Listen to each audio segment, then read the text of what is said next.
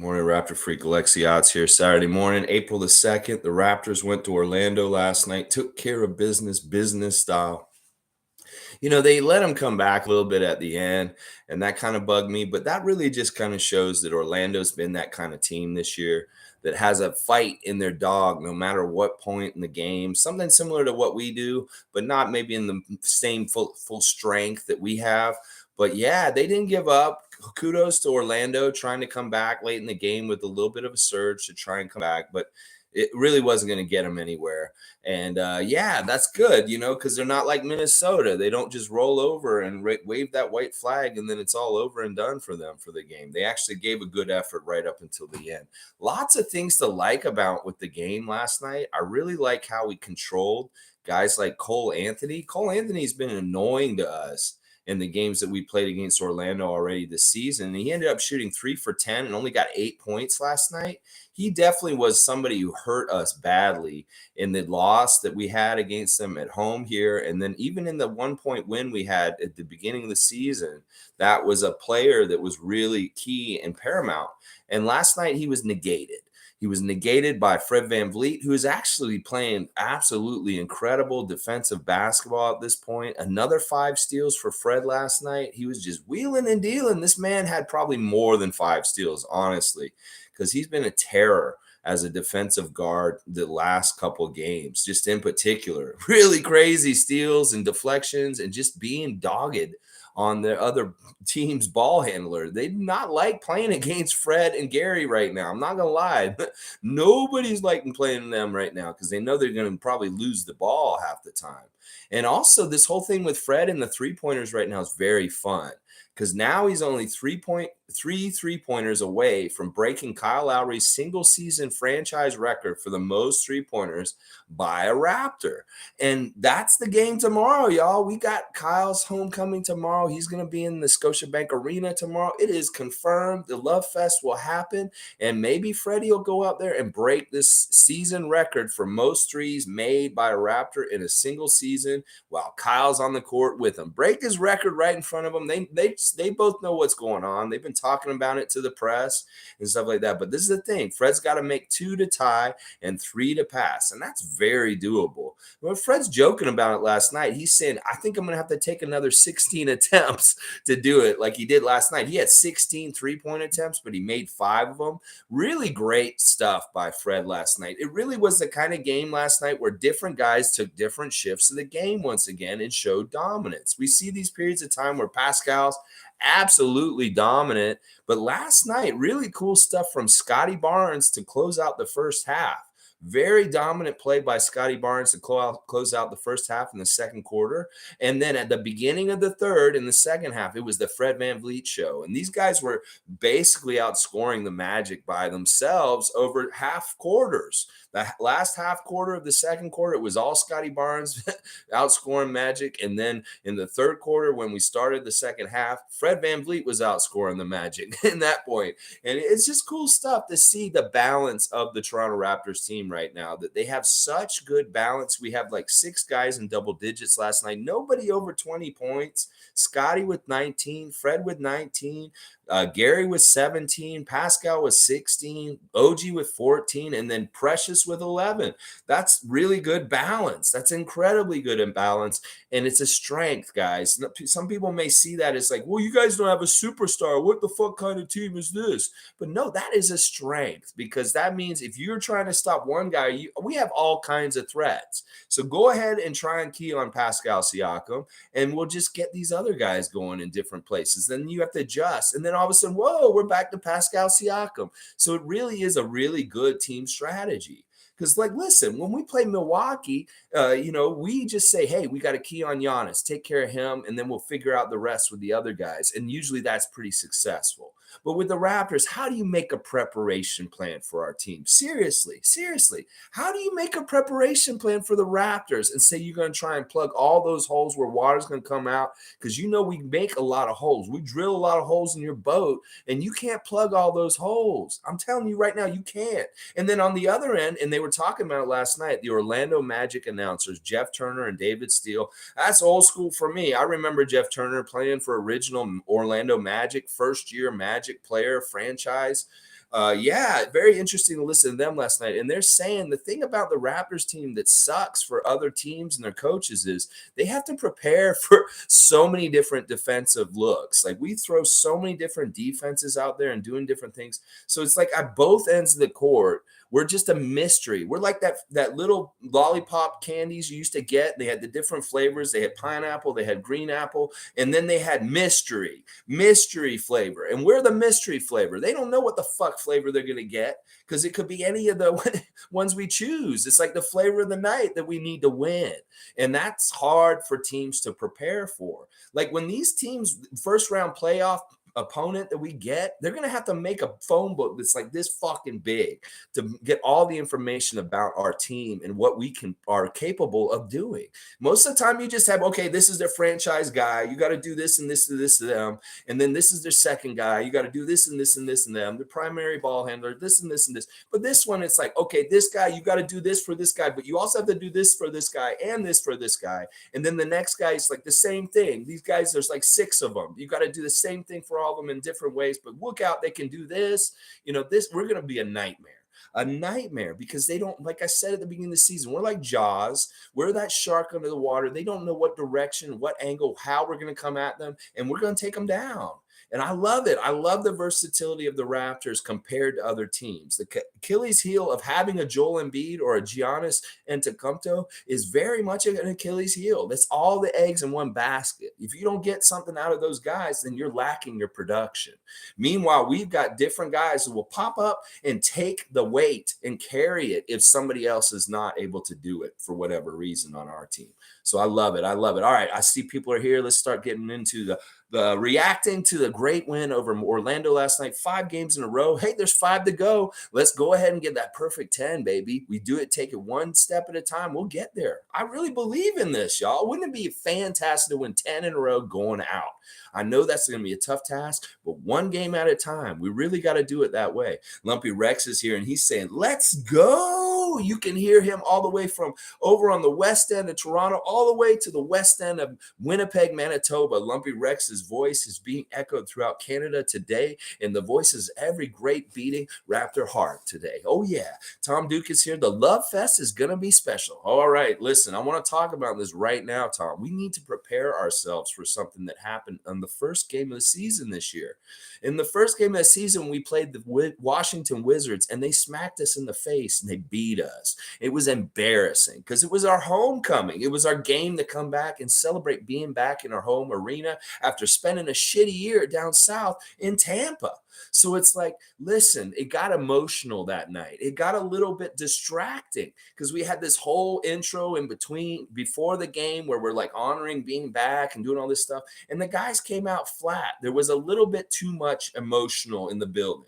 Now, I get it. The greatest Raptor of all time is returning to our building tomorrow night. And I'll be there with my girl, and we will be loud, and we will show him the love, and we will cheer him. We will do all that kind of stuff. But we need to stay on business. This is going to be a big test for our guys. That Fred, we can't get caught up in the emotions of this. Let Kyle get caught up in it. Of course, he's going to get caught up in it. He's the center of it all. But our guys need to be business-like going to Florida and being in Sunshine State and not loafing against the Magic, whether it's against the Pacers team with the speaker fire, whatever. They got to be professional tomorrow. And remember, this is a game against the Miami Heat, and we are in a playoff race, and they're playing for something, and we're playing for something. And we can't get bogged down in the whole Kyle Lowry thing. One thing that is very important about tomorrow is winning that game.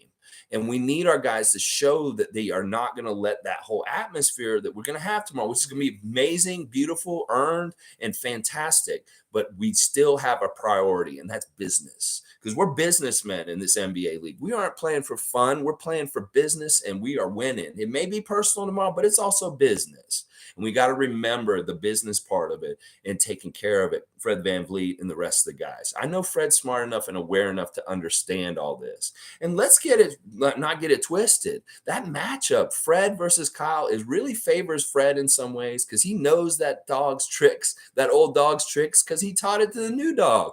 And he knows the kind of stuff he likes to do. And Kyle has even said in the last 2 days, I don't like playing in this game because I know Nick Nurse knows how to coach and get really good defense on me. So he's already conceding that Nick Nurse is going to nullify him in the game tomorrow, that he doesn't feel like he's going to do anything. Now, this could be some sort of subterfuge, kind of like intelligence games, like trying to make it, oh, yeah, he's not going to do anything to me. I'm not going to be able to do anything because he's going to stop me with his coaching plan. But he may be like lying and trying to make it something. But tomorrow's going to be very interesting. But I want to make sure I said all this about how it's got to be business still. This may be the homecoming of the greatest Raptor of all time, but we still have a mission in the regular season and what we're trying to do, the record and our seeding in the playoffs, because it's getting better and better, baby. Yeah, it's getting better and better. We're right behind Philadelphia now, and we could get the home court advantage in the first round of the playoffs. And that's what we should be playing for now. We were playing to get out of the play-in. Well, now let's keep going. Let's keep achieving, because there's stuff that happens around us we can't control. Different teams are losing at different times, and we do get to play Philadelphia one more time this last week of the season, and that game could decide whether we get home court or not. So yeah, it's fantastic. One of the things that's really cool about the games against Miami and Philadelphia this week are, somebody pointed it out yesterday, was Alistair, so that both these games will be back-to-backs for those teams. Like Miami's playing tonight, and then they're going to have to come to Toronto and play us on the second night of a back-to-back. That is a great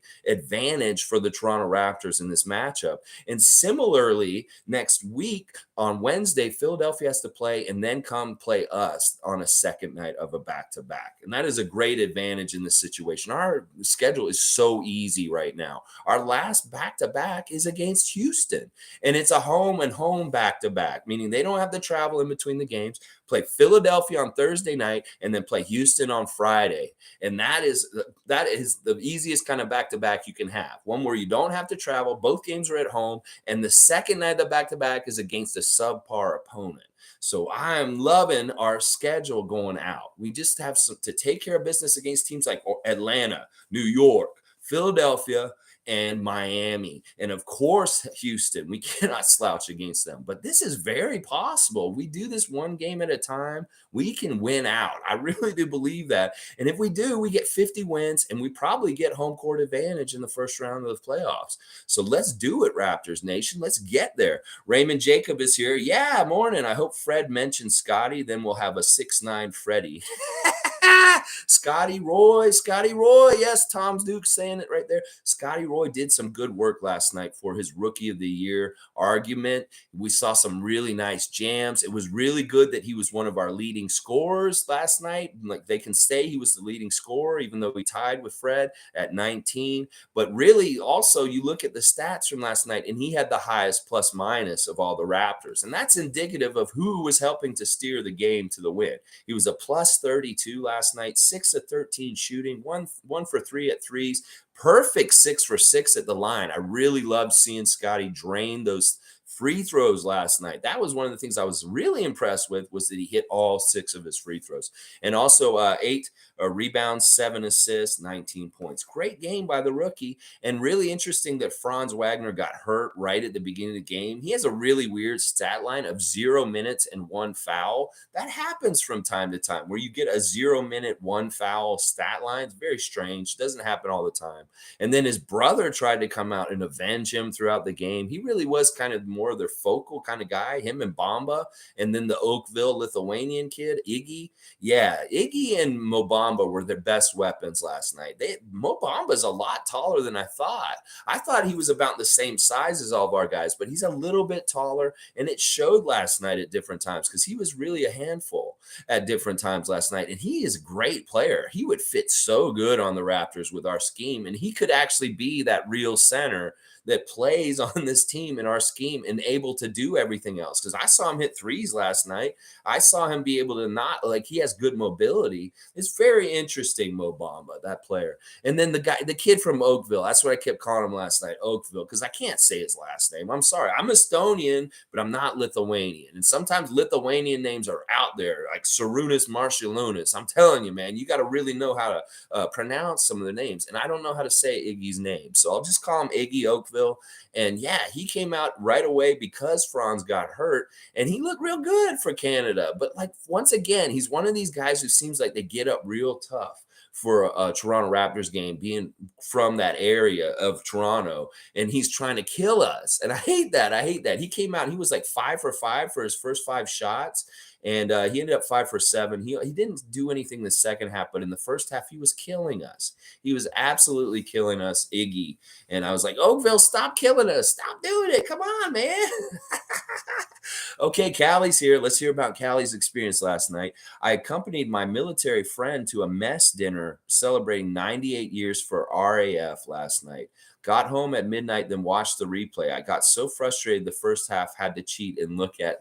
Oh, Callie, listen, it's fine. Listen, I know the beginning looked a little bit, but we were really kind of in control the whole game anyway. I mean, it was a little rough because it was close. And it was like, but they never really took off on us. It got a good lead. So it was still really close even then. But then, yeah, we were going to get them at some point. There's just not enough talent on that team to do it. And listen, looking at the Jalen Suggs being there and his outfit and stuff like that, I'm like, I'm so glad we did not draft him. I'm so glad that our GM is Bobby Webster and that he makes these decisions and not half of our fan base that would just listening to the press and saying, oh, they told us Jalen Suggs is who we're supposed to take. Now I'm mad. Ooh, I'm so glad. Seriously. Like, look at it this way. You take Scotty Barnes, you take Jalen Suggs, look at where they're at right now in their careers, and look at and bask in the majesty and just genius of Masai Ujiri and Bobby Webster. That's such a huge difference. Like, seriously, if we had picked Suggs and we saw Scotty, who we could have picked, go to Orlando and do half the stuff we've seen him do for us, we would be so pissed at ourselves right now. So this is why we all need to continue to remember, and I tell myself this all the time, I'm not a fucking know-it-all. I don't know it all. I see stuff and I make observations and I tell you what I see, but I'm not a coach like Nick Nurse is. I'm not a GM like Bobby Webster is. And every single one of us needs to remember this, that let the professionals do the work because they know what they're doing. Sure, it's real fun to play like draft GM online, but the realities of it all and how the job actually is done is very difficult. It's real easy to just like, oh yeah, I'll trade James Harden for Pascal Siakam and OG Anunoby, and then we get James Harden. Woo! No, it doesn't work that way. There's so much involved in it. So yeah, just be glad that we aren't making the decisions, is what I'm saying. Tom Duke is saying Gary Trent Jr. is a little overlooked. He is different. Love him. And he is really getting rolling. Gary's awesome. Like, once again, we have these different packages of skills in different players. And Gary's skill set for our team is very essential for our success because he is our best shooter. He is our best shot creator. And in some ways, when he's not rolling, we're in trouble in some ways. But it is kind of cool because we have guys that do similar things to him that can also kind of step up if he's shooting cold, like OG and Precious bombing their threes now. And once again, these guys look like lasers when they shoot their three. Like, it's so straight on and so swish right through. Like when Pascal makes his threes, it's the same way. It's like that nice, just all net, no rim, right through the net swish that Precious, OG, Pascal, Gary, Fred, they all have that nice swish with their three-pointer. And Fred was hitting some really cool threes last night also. A lot of fun. A lot of fun. Callie saying final score so I could relax. You just had to see what happened just so you could watch it without having your stress meter go off for no reason. I understand that. There's nothing wrong with that. It's like, hey, a little bit of a spoiler. Listen, however you want to watch it. Sometimes if I miss the game, I'll just look at the score and watch it later because I don't want to go through all the emotions possibly like you just did. And that there's nothing wrong with that. It's just maybe you're saving some gray hairs and also just a little stress that you don't necessarily need. Tom Duke saying, happy you and your girlfriend will be able to go to the game. Yeah, she surprised me. Listen, she likes to take me to games by surprise all the time. We were supposed to go to the Clippers game on New Year's Eve this year. We know what happened. The building got shut down and she got her tickets refunded. So this is the makeup game for that in some ways. She went and bought, and I was like, don't get tickets to a big game or something like that. Well, she went and got tickets to the biggest game, the most expensive game. She said, we're going to the Kyle Lowry game. And I'm like, oh my gosh, babe, I love you so much, but really, you shouldn't have done this. It's like, really, you shouldn't have done it. And I told her a couple of reasons why. It's like, this ticket's way overpriced just because of the homecoming, but it's worth it in a way. And then, also, it's going to be a very emotional day. Like, I almost don't want to be in public for what I'm going to be going through at the game. But I'm really thankful and grateful to her that she went above and beyond and did this. She surprised me on this. This was not in my plan. I was not intending to go to this game all season, but I feel really blessed and lucky that I will be able to be there for this and take part in it also. So, yeah, Callie's saying she wants to hear me on TV. Well, this time I'm going to be in the 300s. I won't be as close to the court like in the Cleveland game where I was really loud and Stevie Roots swears he heard me. But if you hear one voice at the beginning of the game, right after the tip-off, Callie, yelling defense as loud as he can, that will be me, Callie. So listen for that. Defense! Defense! That'll be me. You might hear me, or you might hear the little kid next to the microphones yelling the defense. And we may sound a little similar because we're like the real ones that are always chanting defense. That little kid that you catch on the microphone.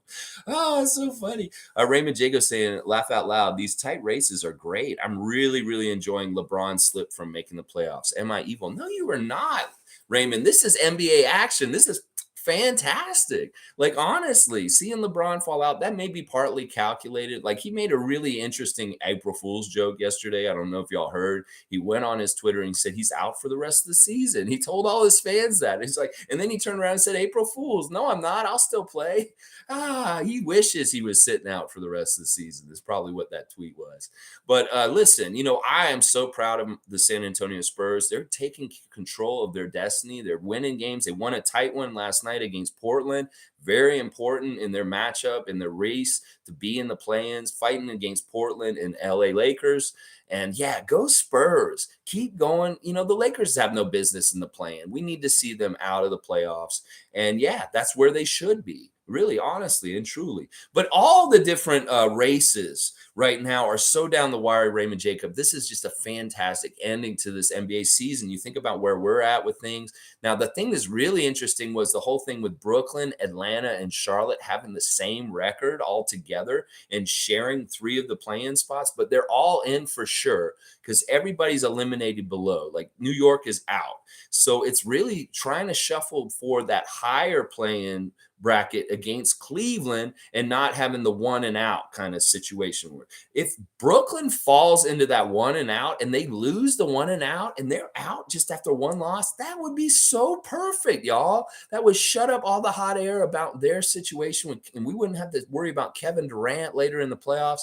Let's have that happen somehow, some way, NBA. I'd love to see you do that, Trae Young. I will become a Hawks fan for one day if you can do that to them. Or Hornets, same thing. I will become a fan of LaMelo Ball just for one day and what they're doing, Isaiah Thomas and stuff like that. If they can beat the Brooklyn Nets and put them out in one game at the bottom of the play-in. Yeah, because that's an interesting race. Brooklyn is not guaranteed. They are flipping and flopping all over the place right now in that bottom of the play-in bracket on the east side. They're all exactly tied right now. They're all exactly tied. It's amazing, honestly. That whole thing is incredible in itself, that part of the race. Oh, my gosh. All right, Callie saying, when you sit back and realize how much our team has accomplished this year, it is incredible. You know what, Callie? You're right. You're right. And this is part of the reason why this channel is existing, is because we all need to, in our own individual lives, open up in our minds the possibility for great things to happen.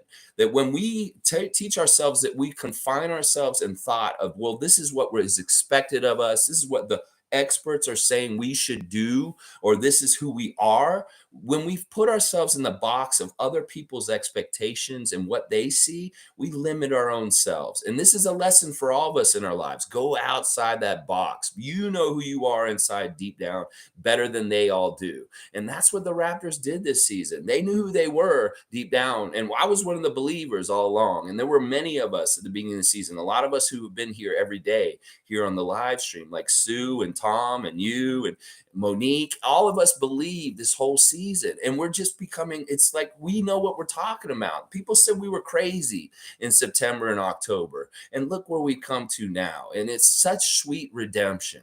Because seriously, there is a certain level of gaslighting that happens to the Toronto Raptors team and their fans nation just by the media telling us that we are not good enough. And boy, are we good enough. And we are showing it. We are showing it today and tomorrow. And in the playoffs, we will also. Oh my gosh, Callie, I'm glad you brought that up so much. Fan Chunk saying, with all the Raptor wins, NBA today isn't still not talking about them. It's all about LeBron Lakers, who's out and the playing right now. Well, they're playing to their market in some ways. It is whatever. Sometimes I really enjoy that we don't get media coverage because it really makes us like a stealth bomber. We are a under the cover of darkness kind of team. You know, go ahead and don't give us some shine. Maybe people take us lightly. Maybe people will not understand exactly what they're dealing with. This crazy long arm monster, as Greg puts it, is something that they need to, don't broadcast us. Let them find us in the corners of the dark, and then they'll see when they're mangled afterwards from the way we play them, and they're done, and they can't do nothing. That's what I'm saying. DJ's here. Good to see you, DJ. Here every morning doing a live stream, sometime between 8 a.m. and 11 a.m. Eastern Standard Time every morning. This morning, we're reacting to a great win over the Orlando Magic. 5 straight wins for the Raptors. Let's see what you're saying. Great takes. You have that Joe Rogan appeal. Can be humble and relate from both sides. I appreciate that, DJ. This is from a long, hard life. I'm 47 at this point. In August, I've learned a lot of tough lessons, and I wasn't always as humble as a younger man. When I was 20, I wasn't. I was more braggadocio, but I've measured it all and like learned some tough lessons, and this is where I'm at this point. I don't know if I enjoy the comparison to Joe Rogan, but maybe for the personability and the likability and stuff like that. I used to love Joe Rogan. Joe Rogan was a badass on Fear Factor and like news radio and stuff like that. But this stuff more recently with him kind of having more conspiracy theorists and different things and spreading information in different ways, I'm not too big on that. But yeah, he's a very successful person with his podcast. And like, I really did love Fear Factor. Fear Factor was an awesome show. Oh my gosh, what a great show that was. But I appreciate that compliment. That is a compliment. I really appreciate it, DJ. Tom Duke saying, going to be the biggest test and momentum builder game for us tomorrow. Miami. Listen, seriously, this whole Miami Kyle Lowry return thing could be a little bit of a distraction for us tomorrow. We really, like I said just a little bit ago, we need to be all business. We need to be like, this is a game still. We're playing the Miami Heat. They're a top team in the Eastern Conference, and we can't take them lightly. We can't let the love fest take away from what is happening in the game and what is important about what's going to happen in the game. I really hope that Pascal, OG, Fred, Chris Boucher, all the longstanding Raptors that were around with Kyle, take it to them and are cutthroat. They want to win. They want to show that they can beat Big Brother, as he's put it. He said, Masai Ujiri is my big brother. That's what Kyle said. And then these guys are my little brothers. And we want to go get Big Brother Kyle and beat him tomorrow. And it'll be so sweet if Fred gets 3 3-pointers tomorrow and bombs them and beats that record that Kyle holds. Like, that kind of stuff is fun. Like, we were hoping Gary earlier this season would get that 30-point streak from DeMar, but he tied it, and that's okay. He didn't exactly beat it. He had the opportunity to beat it in that Chicago game against them, but he didn't do it. It is okay. It's what it is. But yeah, it's that kind of stuff. But yeah, I'm really excited about the game tomorrow. Once again, I feel really blessed that I'm going to be able to be in the building for this one, because in Raptors history, this is going to be a big one. This is going to be a very important one. And like I said, I don't think there's going to be many dry eyes in the building. This is going to be a very emotional day tomorrow. Oh yeah. Let's keep going. Tom Duke saying, I'm with Callie at this point. It's all gravy. Yeah, we really once we got to a 500 record insured for sure in for the year, that really kind of solidified us as being a successful year. Like everything on top of this is like way beyond what they expected because we weren't supposed to be in the playoffs. We're supposed to be down there with Detroit and Orlando, and now we have not only that, not even a play-in spot. We're looking like we're going to have a regular playoff spot, and that is huge. That is huge. You can talk to Minnesota and that work that they put in and stuff, and they got to go to play-in, and they're probably going to lose in the play-in because they listen when they played us the other night. The way they folded camp in the third quarter before the end of the game, they are going to fold up to the LA Clippers. The Clippers are going to beat their ass and put them out in one game, and it's not a real testament to the success that they had with their winning record and the stuff that they built off of this year. This like it sucks because Cat's probably going to get put out in one game, and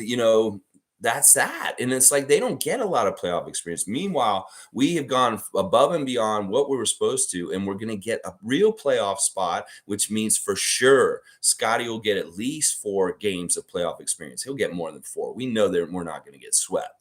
But I'm just saying, that's a big difference. And it's part of the criticism of the play-in tournament is that some of these teams in the old system would get 7 and 8 and they'd get rewarded for it. But now it's not that way anymore. But it's good in a way also because it doesn't let them rest on their laurels. And it really does give a team that may have been down at the bottom like San Antonio gets a chance to actually get in there and do something. So it's very fun, interesting stuff. And yeah, this season has been a big, huge success, and all Raptor fans should be proud of their team and really excited about the prospects for this team in the years to come, if not for the playoffs this year. The prospects are really bright and really good. Jimmy Pope is just saying, Scotty, he had such thunderous two-handed jams last night. I really like the second one near the end of the game where he got around his defender and just jammed it on him. I think that was Bombo who's still trying to guard him. And he went right around him and really strong to the hoop and shoo. That kind of stuff, those kind of highlights will get certain people's attention. People that love the ESPN top 10 highlights, the people that just love the dunks, but aren't seeing necessarily the workman-like nitty-gritty glue stuff that Scotty's doing as far as help defense and working hard on rebounds and stuff like that. He needs to do the flashy stuff also to get the attention and get that snowball going for his rookie of the year argument to be the rookie of the year. And like, it was really interesting. Like I said, it's kind of weird, poetic that Franz Wagner had to sit after the first minute of the game and not even be in that battle. And Jalen Suggs didn't even suit up. So there was no rookie battle. It was basically Scotty's time in Orlando to just be looking good and be great for. And he look great yesterday. I love what he did. He did such a good job yesterday. And to me, he looked like the leader of our team in some ways. And the guy who is really like helping us win the most in some ways. Because Pascal didn't have a super great game like he normally does.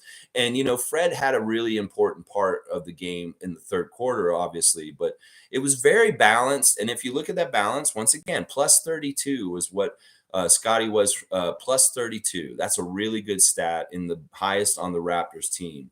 I mean, let's go over the box score real quick. Pascal was 7 of 18. He missed all 3 of his 3-pointers again. He's not shooting well from 3 this week for some reason, but a double-double for him, 16 points, 11 rebounds. OG, solid and silently solid. 4 for 8 from the field, 2 3-pointers, 14 points, 6 rebounds, 2 assists, 2 steals. Scotty, we've already done him. FredVV, 7 of 19. That's pretty good shooting for what he's been shooting recently. 19 points, 5 steals. Once again, Fred getting all these steals is just badass. And that's the thing. If his shot's not hitting, he can do so many different things for us and still be really important and quality minutes on the court, whether it's the deflections and the steals with the defense or just being that general on the court that helps set the pace and the tone of the game in the favor of the Raptors as far as how he brings the ball up the court. There's so many times we see Fred read the defense really easy, and then all of a sudden he's bombing a 5 foot away from the 3-point line because the guy's loafing off of him. So he's just like, oh, well, you're going to come that far away from me. Boom, I'll shoot this 3 and hit it. And I love his confidence on his threes now, and his range is so deep. His range is so deep. Like I said, each bag of tricks, each one of individual on the Raptors has is varied, and they really gloss over and help each other. Fred having such a deep 3-point shot, and Gary too, to an extent. Malachi's another one. Malachi can shoot from out there when he's healthy, is really good because that stretches it even further out. Like they have to come even further out and stuff like that. But yeah, one of the best developments that's happened in this recent win streak since OG's come back is the playmaking off of each other has gotten so much better. Like I was complaining about this a month ago, where I was like, the Raptors aren't using each other to get easier shots by playing off of each other, whether it's a give and go, whether it's a pick and roll, whether it's just nice screening, or like just moving the ball around and cutting off the ball. None of that stuff would be happening. It was always like very isolation kind of stuff. Like, I'm going to beat you one-on-one, Pascal spinning, going to the hoop, or Fred, I'm going to do a step and step back and shoot it. Gary, same thing. And now they're starting to integrate more play between each other, as far as passing the ball back and forth between each other and getting better shots. And I love that. It's way better and easier for them to do it that way. And part of the reason why they didn't do it that way is it's a weird strategy by Nick Nurse to limit our turnovers. You don't turn the ball over if you don't pass it ever, because they don't get the opportunity to intercept the pass. And on the download, that's part of the reason why we've done it that way, is Nick Nurse is trying to limit our turnovers by not passing it around so much. And I know that sounds crazy and weird, but yeah. All right, let's keep going. G saying, is Kyle going to shed a tear? Oh, yeah, he will, dude. Listen, he's a tough dude. He's a tough guy, but he is an emotional dude. He feels feelings like hard. He feels them hard. We know this from the 9 years that we've seen him. And this will be an emotional day for him. I'm sure every single person who really gives a shit about the Raptors will have shed a tear tomorrow. I'm serious. If you don't, then you're not a Raptor fan. I'm sorry. This may be a prerequisite. I'm starting to shed a tear just thinking about this. But I'm serious. This may be a test. Like if you're with loved ones and you want to really test whether they love the Raptors, if they're not crying tomorrow, then you probably are going to be like, you don't really love the Raptors? Why aren't you crying?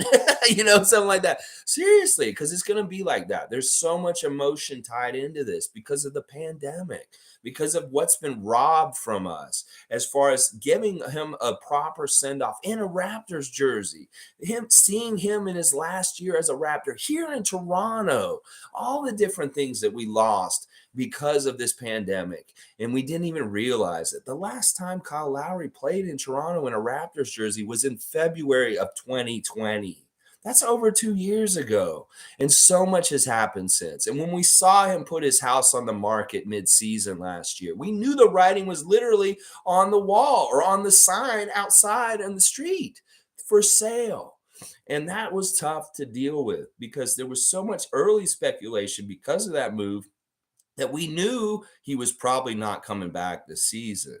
And it was a tough decision. Like I've said at the beginning of the season, Fred and Kyle became like the fork and the salad fork. Duplicitous. You can eat your meal with a regular fork, or if you feel crazy, eat with the salad fork. Both work really well functionally for getting that meal in your stomach.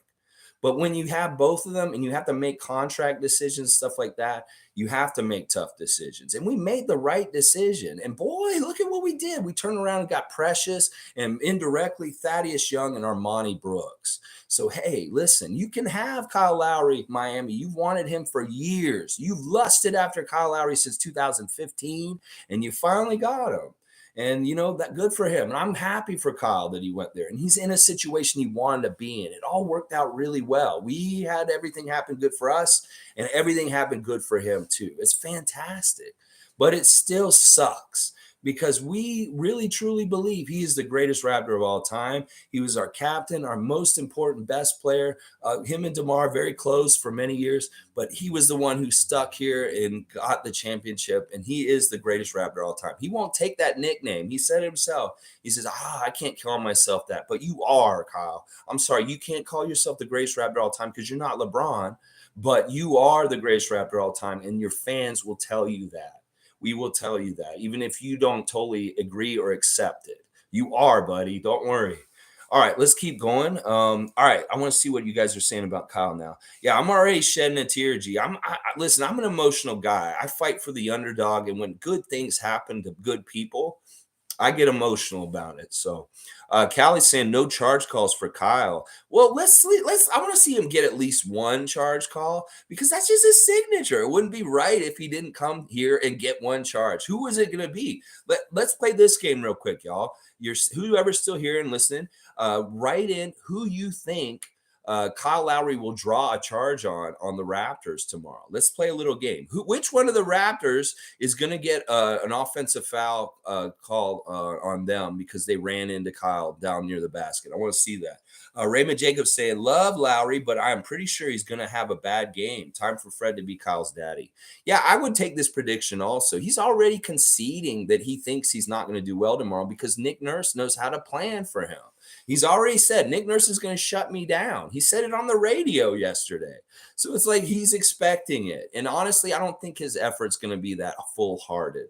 In fact, hey, Kyle, go ahead and be an inside man for us, like Serge is on Milwaukee. Go ahead and maybe help us get this W over Miami. Because listen, let's see where they are in the standings. They're at the very top right now. And they've got a 1-game lead on Milwaukee. Milwaukee took care of business last night in a major game. Or did they last night? No, they didn't play last. Oh, no, they lost. They got beat down bad by the Clippers last night. So there's a little bit of breathing room. I don't know. Miami's going to want to win. It's Spoelstra. It's Jimmy Butler. It's Bam Adebayo. But maybe Kyle may not want to win. And maybe he does some weird shit in the game tomorrow. We'll have to watch for this. It may be very interesting to see. But yeah, I don't think Fred could ever be Kyle's daddy. I don't think that that's possible. But Fred could definitely outplay him and kick his ass. And then the next day, if all of a sudden there's some memes with like Fred holding Kyle as a baby, like we see with LeBron and Scotty these days, yeah, that could happen then. But it won't be in my mindset. All right, DJ saying, I agree. At this point, it's all gravy. The trajectory of growth, if individual Raps is successful enough, whole organization has exceeded expectations. It really is the X factor going in this season. I placed a bet. If this is a betting table, it was like I was making a bet on a racehorse or something like that. I placed a bet at the beginning of the season that Scotty Barnes and Precious Achiuwa were going to develop into crazy-ass, badass rotational players, and I won that bet this year because Scotty was not a bust. I saw the physical talents of these guys in the preseason. I'm like, these motherfuckers are badass. Like, they're going to come out and show people some shit. And we don't even understand how good they are because there's certain things about them physically with their attributes that they're going to be very good. As they hone their game, if they're around guys like Pascal Siakam and Fred VanVleet who are working the right way and working really hard, they're going to mimic them. They're going to take on their traits just like they took from Kyle and DeMar. And look out, because the physical gifts and the actual natural talent and inherent veteran savvy of Scotty Barnes is going to allow him to be a kind of badass player very soon and quickly. In fact, I expect next year Precious and Scotty to make an even bigger jump to more consistency as far as their scoring and what they bring every single night. Like, I want to see Scotty Barnes turn into a Kawhi Leonard type low post scorer that is absolutely dominant. He's already shown he can, and he will. It's just getting more time and more comfortable and really knowing what he's doing. Because in some ways, Scotty doesn't know exactly what he's doing this year. He's doing things just in like new areas. He's like the Star Trek Enterprise. He's going where no man has gone before for himself. And he's got to discover that area in that world. And when he's more familiar and comfortable in it, look out. He'll be able to operate and do things and see things on the court and really execute and mess people up on them. He's already doing that kind of stuff without even having the experience or real savvy. And so I completely agree with this, DJ. This future for these two players in particular is crazy. And I had to add Precious in this talk because Precious is showing a lot of the similar things that Scotty's doing, that they're very much very jack of all trades, Swiss Army knife kind of guys that will be able to do it all, just like Pascal's doing it. Like, we joked a couple years ago about, man, if we could just clone OG and have like 5 OGs out there, what would our defense look like? Well, we're seeing it now. that we basically have like 5 OGs out there when we play positionless basketball. And that's what we're seeing is what our defense is doing now. And it's fantastic. I love it so much. I mean, I just love the fact, like, I'm a big defense kind of basketball guy, and I'm a big rebounding guy. So my favorite team showing a crazy amount of effort and full court pressing and switching and just shut down defense is just like a dream to me. This season has been a dream because the Raptors defense has been ineffective and on and off at different times. Championship year, yeah. Oh my gosh, on that playoff run for the championship, our defense was fantastic. But if you ask me whether I like our defense with Marc Gasol and Serge Ibaka and Danny Green over our defense with what's going on this year, I would pick this year because this year has a different kind of way of shutting everybody down and for longer periods. And it's just going to get nastier for other teams. Because if you think about it, we've been in an incubator with our eggs just like waiting for them to hatch. And they haven't really hatched yet. These guys are just getting 1 year of development playing together. They get more time together. They get more savvy and playing off each other and their likes and dislikes with getting the ball where and how and whatever. They're just going to get more and more better. And we're already at this certain level of winning and better this year. And when we really get our shit together, look out. So next year, I'm really interested to see when we get a full training camp with these guys having 1 year experience all together and coming into the season, we could see something like where we win the first 10 games of our season starting in, and we have like a 70% win percentage for the season. We're getting almost 60 wins for the whole season, and we're the number 1 seed in the Eastern Conference next year. Yeah, that's what I'm hoping and projecting right now from this. But listen, it's not even the sky's the limit here now, is that we overachieve and we play the way we play. We take each game 1 game at a time and we just try and get the win each game. We could fuck around and win a Larry O'Brien this year. Yeah, there's nobody in the East that is so big and badass and scary to me that we get a chance to play any team. We get a chance to beat them. As Nick Nurse says it, we have a team that can look eye to eye with any team in this league. That when we match up across the way, we can look you right in the eye and we can take you on in a fair, even way where we can try and get our fair win share. And we will try and make sure that our win share is a little bit higher than yours. And that means 4 games out of the 7 go to us. And I love it. I love it. There's so many great things about this team that are built for the playoffs specifically. And it's like the defense and rebound, that's just a part of winning championships right there. And then the fact that we've gone heavy with our core guys, like we did again last night. We overplayed the starters. The Magic announcer was saying, this is something that the Raptors do every game. They overplay their starters. They play them a lot. Well, that's actually really good for the playoffs because Pascal's conditioned to play and not get tired and play like an amazing amount of minutes. And like, that's what you do in the playoffs. You play your best guys a lot. And these guys have been conditioned for the whole season to do this. And unlike Kyle and DeMar a few years ago, where they were getting overplayed and then they were shitty in the playoffs once they got the playoffs, these guys are like younger and these guys have better bounce back. And they're also really good about taking care of their bodies. So that in some ways that we're not going to see a drop off in their production when they get in the playoffs. At least I hope not. Knock on wood. So we'll see that. Man, I'm excited about all this also. Jimmy Pope is saying Scotty's shot looks better. Looks a bit better this game. If he keeps that up, it'll open so much for him. Sometimes Scotty is off. Like he had an off game the other night where he didn't shoot well, but most nights he has a really good true shooting percentage. And that true shooting percentage is his field goal percentage, his free throws, and his 3-point percentage all together. And his true shooting percentage in a game like last night was really damn good, actually, because he shot 6. Well, he wasn't as good as in the Minnesota game. It was like 7 for 9 in the Minnesota game, and then he hit all his free throws. So it's like if you only miss 2 shots out of everything that you took, your true shooting percentage is really high. So, yeah, Scotty's shot does look better. And I also like that when he's getting to the line, he's taking his time to collect himself and breathe and shoot the shot in a good way.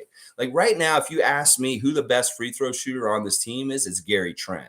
Because Gary Trent consistently, his free throw looks really like uniform and it goes through the same way. Other guys have it bounce around and then hopefully it falls in kind of, but Gary's is right through. So we have technicals we need shot and Gary's on the court. He needs to take them. And if we have situations at the end of the game where the other team's going to foul us and put us on the line to try and extend the game, we need to try and inbounds the ball to Gary. Gary is the guy we want shooting free throws at the end of the game when it's a high pressure situation, because he'll make them. I really trust in him. But Scotty's showing also that he has a good free throw percentage. He just needs to concentrate, take his time when he's up there, and he'll make them like he did last night. His delivery is a little weird and wonky. The way he shoots it is kind of two-handed and kind of like Chuck. And I don't exactly like that. Like, if he could get more mechanics with his shot, his free throw shot, that would be good. But it's also very similar to how he shoots threes, is how he's shooting the free throws. But they're going in, so I can't complain. And he was 6 for 6 last night. But yeah, his shooting has looked better like recently. Like, I think that was one of the knocks on him and Precious the beginning of the year. These guys can't shoot. Well, motherfucker, they can shoot. Oh yeah, they can shoot. Scotty Barnes, the whole reason why you didn't want to pick him early was because you didn't think he was a shooter. Somebody lied to you. This man can shoot. This man can shoot. And so can Precious. Miami Heat, you lied to us and telling us that Precious can't shoot. Precious can shoot. Oh yeah, he can. All right, let's keep going. DJ's also saying the best honor we could bestow on Lowry is for every Raptor to draw a charge on him next game. Yeah, get them on him. Well, he's not that aggressive. How are we going to get charges on him? He's not going to run in. He'll do one, and Boucher will get the charge. And, then he'll be like, I'm not coming in the lane anymore for the rest of the night. That's what Larry will do. But I love that idea. That's hilarious. Like, line them up all in a row. Each time down, it's OG's turn. Now it's Fred's turn. That's hilarious. Darren's here. Always good to see Darren in Jakarta. It is 9:52 p.m. in Jakarta right now. Having a good evening, Darren, I hope. Let's go. Chip with the dip. Yes. We're almost running out of dip here in Toronto. We need to get another chip to go with our dip. So come on now. Bring that Galerio B #2 here. So Drake and everybody can get back up on the buses and we can have a good time riding down University Avenue to Mel Lastman Square. Is it Mayor Lastman Square, to the City Hall Square and stuff like that. We know how to do a championship parade right this time. You have to have barricades, first of all, at the Princess of Wales gates. So the fans aren't running in front of the bus. And then that's the little curvy turn. You got stuck on that. And then there was a whole delay for like 2-3 hours. It was really bad, really bad. So we know how to do it right the next time we get it, Darren. But yeah, let's get some more chip to go with our dip. Yeah, I'm all about this. And listen, people won't see it coming out of left field. Like I said, we get a couple lucky breaks. If we, like this morning, all right, in the standings, we're set up still to play Boston in the first round. They're the 3rd seed. We're the 6th seed. We may jump into the 5th seed still. It's going to shuffle around still. But as it is, we're playing Boston. And as I said this week in the last couple of days, bring on Boston in the first round without Robert Williams.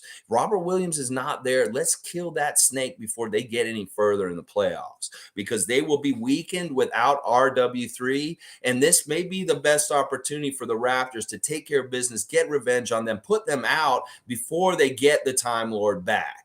So that's what I'm saying. Let's not be worried if we get the Celtics in the first round. Let's take that as an opportunity to take care of something now instead of procrastinating and having to take care of it later when it's much worse. And that's how I look at it. You look at it that way. We get Boston in the first round. We bounce them because they don't have the Time Lord. That's fantastic. Kevin Durant falls into the bottom part of the play-in and loses in one game to Charlotte and Atlanta. That's fantastic. This is all the way that the road gets paved in gold to Oz in that second Larry O.B. We get breaks in different ways. Things work out in other ways. Chicago puts somebody out that's annoying.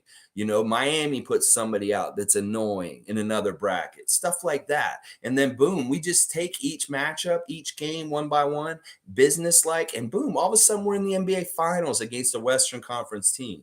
And that's how we got to look at it as a fan nation and believe. We're going to hear a lot of bullshit naysayers. We're going to hear the NBA media machine down south telling us what we are supposed to be doing and who we are. Well, they told us that shit at the beginning of the season, and we see where we are now.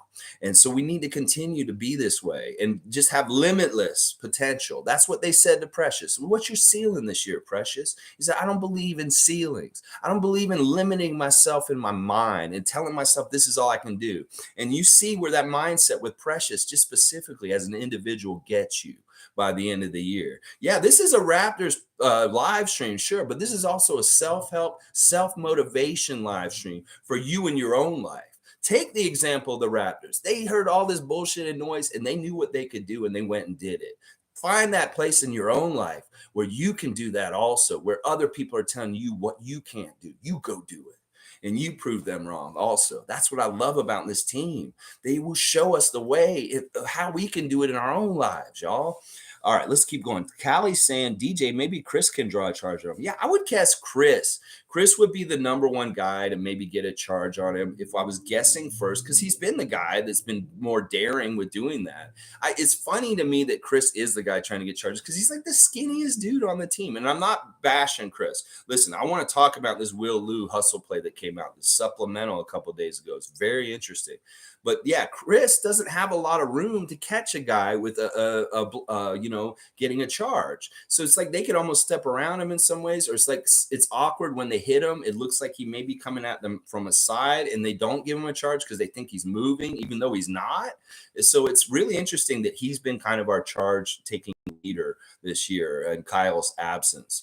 But yeah, let's talk about this hustle play. Will Lou came on the hustle play with Mike Roach and Chris Boucher. Actually, that day after we were talking about, somebody said I needed to go work with them and maybe be Roach's replacement. I'm like, no, I don't want to do that. I don't want to take his job.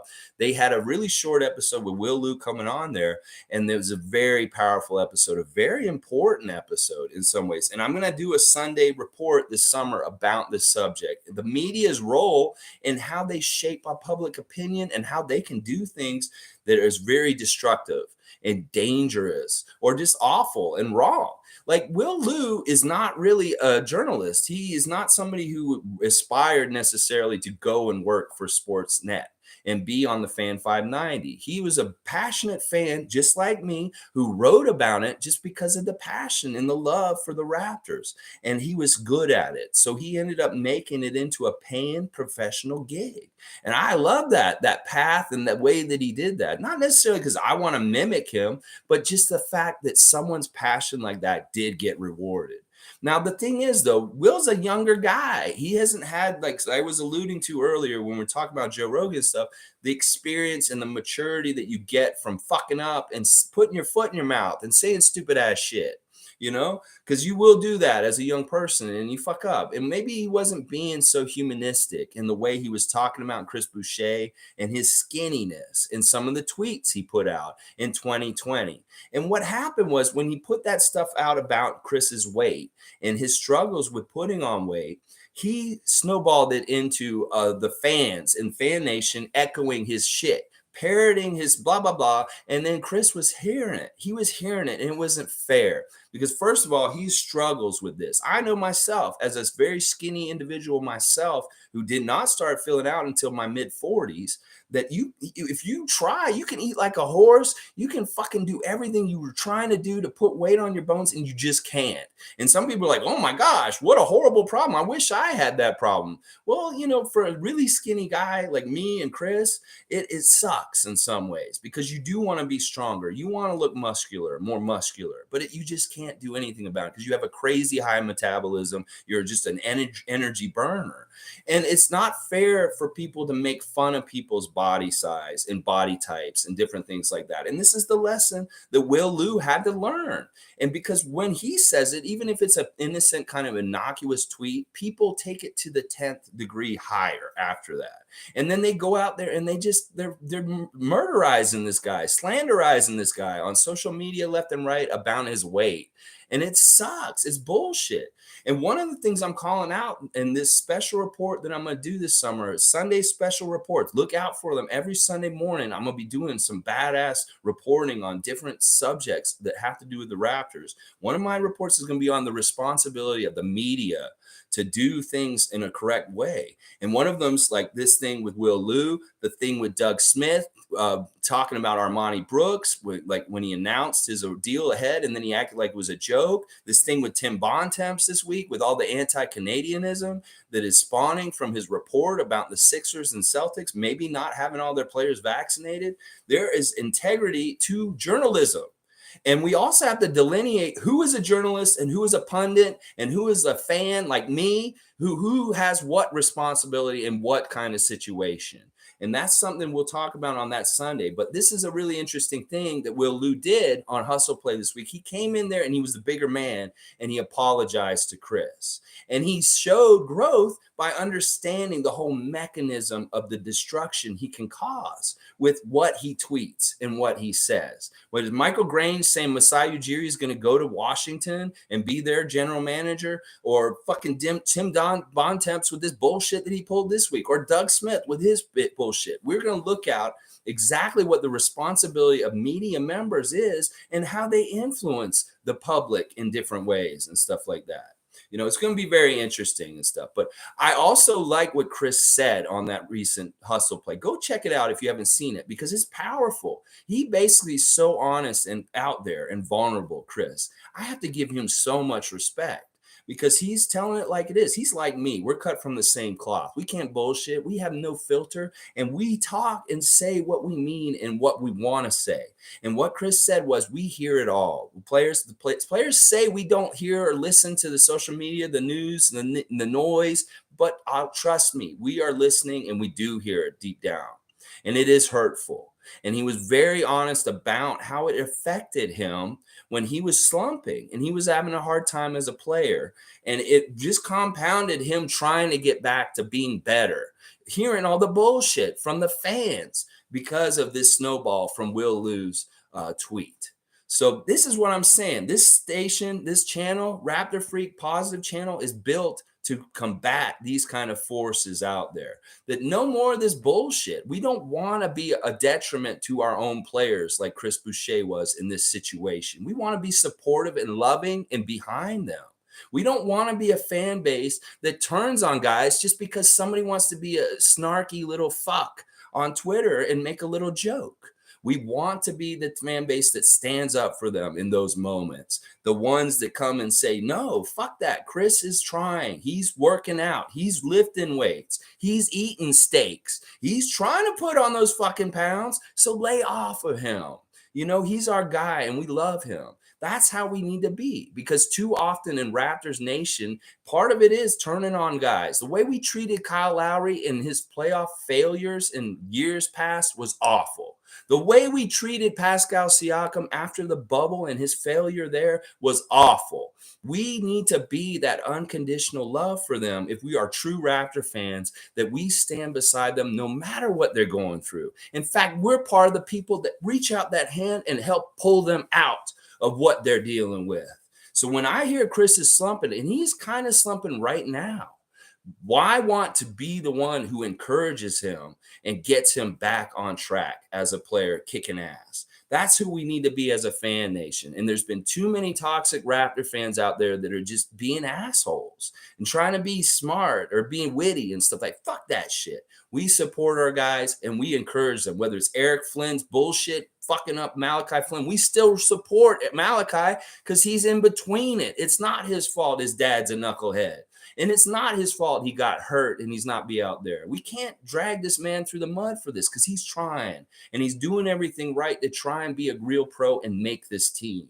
Like they said on that Hustle Play the other night, how many fucking people play in the NBA? How many people and what percentage of the world? That is an amazing feat, just to be able to be in the league. Not everybody can be LeBron. Not everybody can be Scotty Barnes. You have to have Armani Brooks. You have to have Kevon Harris. This is what I'm saying. These guys are all super, super talented. And we only dream of getting to the level of basketball that they got to, unless you are a former pro like Leo Routens or Paul Jones or something like that. So it's like, we've got to keep it all in perspective. These are special human beings that have gone beyond and above anything that we have been able to do, and respect that. And it's a very small percentage of the population of humans on this world that play in the NBA. So we got to respect all that. That's my 2 cents on that. I just wanted to talk about fantastic Hustle Play episode. Thank you, Chris, for being vulnerable and for telling the truth and getting this subject out there so that people like me can echo it and talk more about it. And this can become more of an issue. And this gets bigger than just Raptor fan nation. This gets into online bullying. This gets into how our newscasters and writers for media write about things and how they affect public perception and how people treat other people. Like this thing that's happening with Will Smith this week. You look at how much the backlash in different ways is happening and stuff like that. Some of it is really warranted, but some of it is not. And it gets out of control in different ways, like it did with Will Lou's tweet about Chris Boucher in 2020. And I have to give you major props, Will Lou. You are a big man with big balls and big guts to go on there and admit you were wrong and admit it in a very good way. Like this isn't a hollow apology. You showed sincere change in how you see this whole situation. And I know for the future, you are not going to be doing this to them anymore. And it was true. Chris was like, you're always dogging me. When were you dogging the other guys? He's like, I can handle it if you're dogging everybody. Then I see it's just you're dogging everybody. But listen, I hope Chris finds my channel at some point, watches it, and sees what we're doing here. And he says, yeah, okay, there's good ones out there that are on our side no matter what. And that's where we are. The cult of the Raptor Freak is a positive cult of Raptor freaks who believe in our team, support our team, and root for our team. We do not turn on them when they lose 2 games in a row to Detroit and Orlando. We do not turn on them when Pascal does not work out in the pandemic and he looks like shit in the bubble, and then we make him feel even worse. No, we support them and take care of them no matter what. And that's an important thing here. People who come in here and they start slagging on the Raptors, they get an answer from me real quick, either from me or from the real ones that are in here with us. So this is what we're all about here at this channel. And I hope you'll join us and hit that red subscribe button for being on the positive tip for the Raptors for the rest of this playoff run in this season, into the off season, and into next season, because we're going to keep this ball of positivity going until we get multiple Larry O'Brien championships in the next 15 years. We are going to be the new Spurs. We're going to get 5 championships from 2019 to 15 years later, 2034. We will have 5 championships by then. I bet you money right now, because we want to duplicate what the Spurs have done with their franchise over that 15-year period. We can do it. I know. We got the right GM, the right team president, the right coach. We got the right rookie franchise kind of player. We got the great franchise player in Pascal Siakam. We are set up, and we're going to do this. This is what we're about. And it's not about what the U.S. media, the Canadian media, the NBA media thinks that we're going to do. It's what we are going to do is what's going to happen. Oh, yeah. All right, let's keep going. I had to say all that. I forgot to talk about this yesterday, but it was just a short preview, and I really did want to talk about this Hustle Play episode with Will Lou. It's really, really good. Thank you, Will Lou, for showing up and doing it, man. Seriously, it's a big deal. All right, let's keep going. Let's get the chips in the dip. Maybe Chris can draw the foul. Pascal. So Callie thinks Pascal will get the foul drawn on Kyle Lowry. Maybe. I don't know. I don't see Pascal sacrificing his body too much in that way. You know, he sacrifices his body when he's going to the basket. He's getting hacked left and right. But yeah, maybe he can't afford to do that. It's really interesting, the news about like the Josh Lewenberg piece that's out about the different players talking about their history with him. And I forget which player it was, but he was talking about when Lowry's telling the guy about how he takes the charges so much, he hits his elbows. He has a fluid buildup in his elbows from hitting the ground so often from taking the charges. That's dedication. Oh my gosh. This man had fluid buildup in his elbows from putting his body on the line so often for the team and our fan nation and for our city. Man, understand, this is part of the reason why he is the GOAT. This is part of the reason why he will always be beloved in this city. And this is why he said he's never going to leave us. He's always going to be a part of us. And we're going to put that statue out there. You know that statue is going to be out in front of the Air Canada Center / Scotiabank Arena in the coming years. Oh, yeah, we're going to put that statue up. Jimmy Pope thinks it'll be Scotty. You think Scotty will take a charge on Kyle Lowry? I don't know if he'll get to match up on him. Although Scotty is collecting trading cards this year, he likes to either be guarded by top players or guard them himself. It's like whether it's LeBron, Kevin Durant, Luka Doncic, Nikola Jokic, Giannis. It doesn't matter. He's trying to go up against the best of the best. So why not get that Kyle Lowry card to add to the collection? He's collecting his trading cards. Scotty Barnes is this year. Oh, yeah. CC thinks it could be Precious or Chris. I seriously think it would be Chris just because he's the only one who's really doing it. Like, let's go look at the stats for who's actually taking charges for the Raptors this year. I think Chris Boucher may be one of the only names on the list. There may be other guys who have just like one, and Chris has like 5 or 6 of them or something like that. And there's not a lot. Like, it's amazing how much that stat changed with Kyle leaving. It's like he takes that stat with him wherever he goes. The team that he's on leads the league in charges taken no matter where he goes. It's just his thing. It's a signature move. If Hulk Hogan's is the leg drop, it's Kyle Lowry's, it's taking a charge. So it's just, that's what it is. Tom Duke saying that has got to be on Precious's scouting report, that you can set him up for a charge call as he barrels into the paint. Maybe they will lay off him. You know, I don't like how out of control sometimes our guys are going to the basket and getting offensive fouls.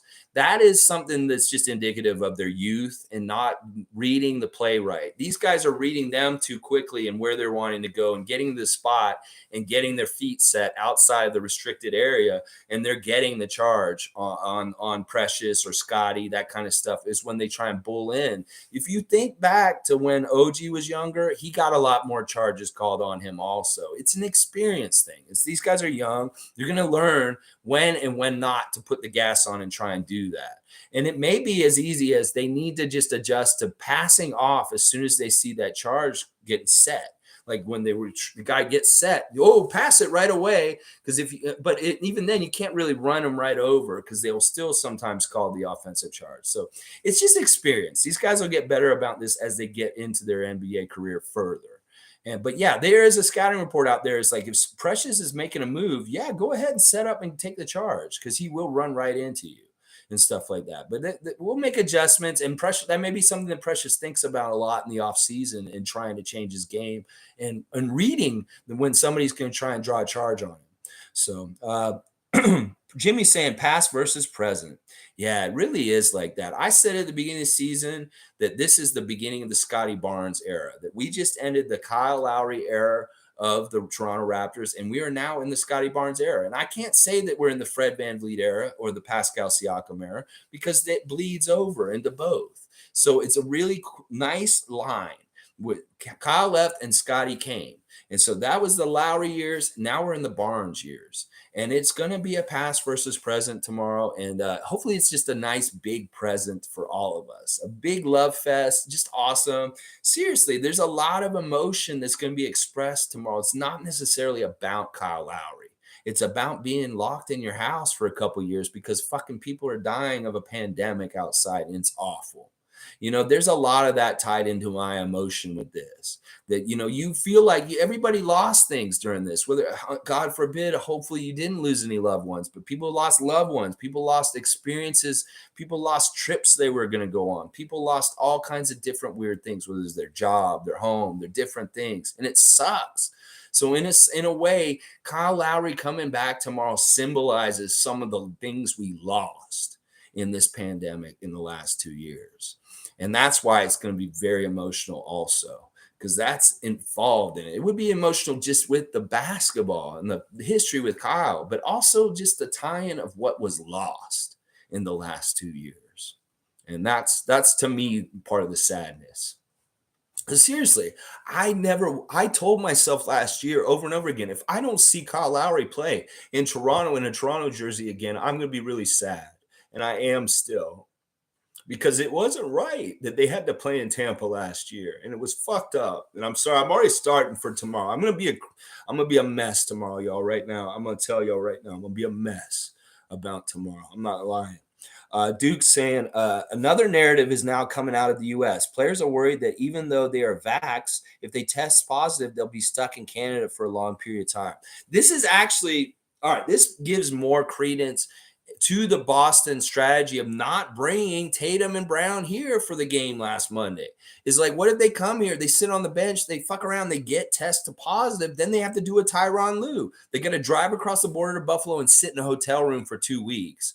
That is kind of measuring risk reward with things. That's the whole reason why Golden State didn't send Steph Curry, Draymond Green, and all them to Canada when they played us here in Toronto. It's a calculated thing that a lot of the Western teams were doing this year. They were not sending some players here because they didn't want that exact thing that you're talking about, Duke, happening.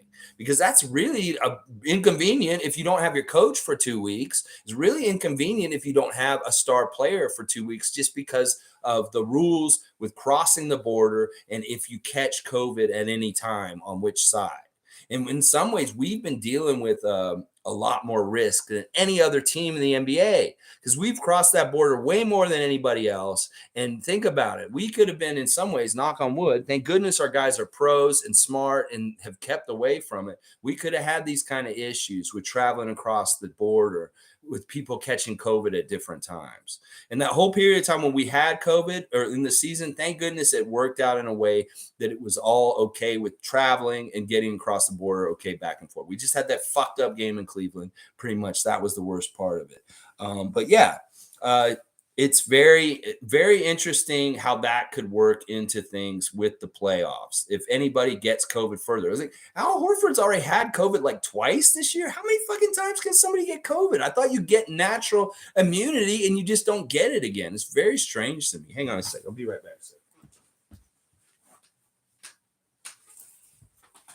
Sorry, just needed to get something real quick. All right, let's see. Duke's also saying that was a concern coming from Miami talking to Bam. Okay, so he said something about that in an interview. Listen, I think that there's multiple reasons for people to not want to play Toronto in the playoffs, and this is another one, just the border stuff with being in a different country and stuff like that. They don't want to play us for who we are and our defense and our rebound and our energy, but also they don't want to fuck around and get COVID in Canada and not be able to come back to the States. So, yeah. I'm sure Bam Adebayo said that. BTOB, Yella PESA is here again. Great win in the sense that we did not succumb to the trap game scenario we were fearing. Yeah, they got to really be business. This is the thing. We get these slouch opponents like the Pacers and the Magic, and we get the Rockets next week. These are games that have to be must wins. We can't fuck around. We can't just take a loss because, we can take a loss. No, this is so cutthroat and down to the wire that finishing up this NBA season. And it's fantastic. Honestly, it's a great tune-up for us to be playing at a high level when the playoffs do start. And that little rest in between the New York game that's next Sunday and when the playoffs will actually start on the Saturday, they were going to have a whole 5-day week off while they're doing the play-in games. And that'll be really good rest time for them. So they can kind of play out right up until New York and get a really good rest recoup area in those 5 days off. And that's going to be when they're going to be prepping and taking care of everything, getting the big phone books to all the players so they can study the one team that we're going to play in the first round. And right now, this morning, it's Boston. It's Boston lined up, but it's changed each morning this week. It's been Milwaukee one morning, it's been Philadelphia, and now it's Boston again today. And it's still so fluid. We cannot just say this is who we're playing in the first round right now. It's so crazy because projections, usually at this point in the season, you can kind of project what the first round matchups are going to be, but you can't do any of that on either side, really. So it's really awesome. It's pretty cool. It's very exciting to me. And I like it that there's not so many teams tanking. And this is the whole reason why they did it. They didn't want this tanking trend that was happening. So it's a brilliant thing. A lot of people complain about the play-in and stuff like that, but it's been actually super beneficial for the NBA and the game. It's made it more competitive at the end, less teams tanking, more teams have a chance to try and do something in the postseason, stuff like that. DJ saying, Alex, you're bang on. They said Joe Rogan doesn't have the production and staff, just a mix of a stage and continued success. Listen, man. Hey, listen, Joe Rogan has had an incredible amount of success. He didn't even realize he'd get that success. I heard that interview he did. He's like, I was just doing this for fun. And it just blew up. Bam, boom. Well, hey, listen, if I can have any kind of path that way in any kind of way, listen, I'm a very niche market. I'm a positive Raptor fan market. I don't even want all the Raptor fans in here. If they're negative Raptor fans, toxic Raptor fans, I will show them the door. So it's not like I'm going for a huge volume. I'm going for quality of audience.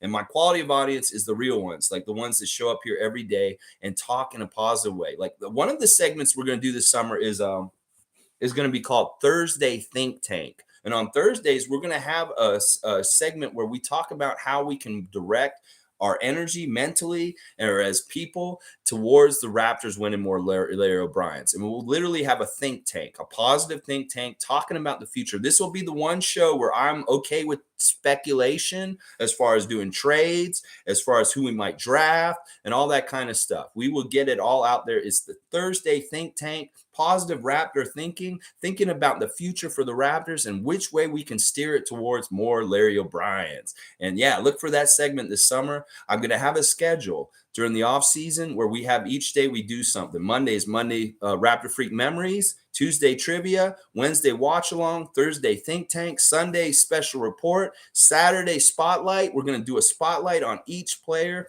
for the season, for the off season. We'll say Fred VanVleet, and we'll just do a Fred VanVleet appreciation day where everybody just talks about all the things we love about Fred VanVleet, the season that he just played, being an all-star. We'll just go over it all. We'll have a love fest for Fred VanVleet, and hopefully we can post it, and maybe he'll see it, and we'll hear all of our great things that we're saying about him and build him up in a way opposite of how people have tore down Chris Boucher and like what I was talking about recently.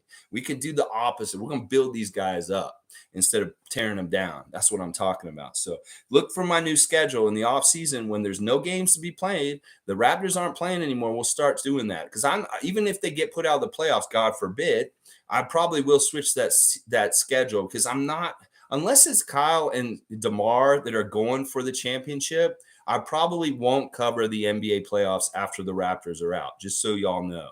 I usually do not watch any basketball when they're done.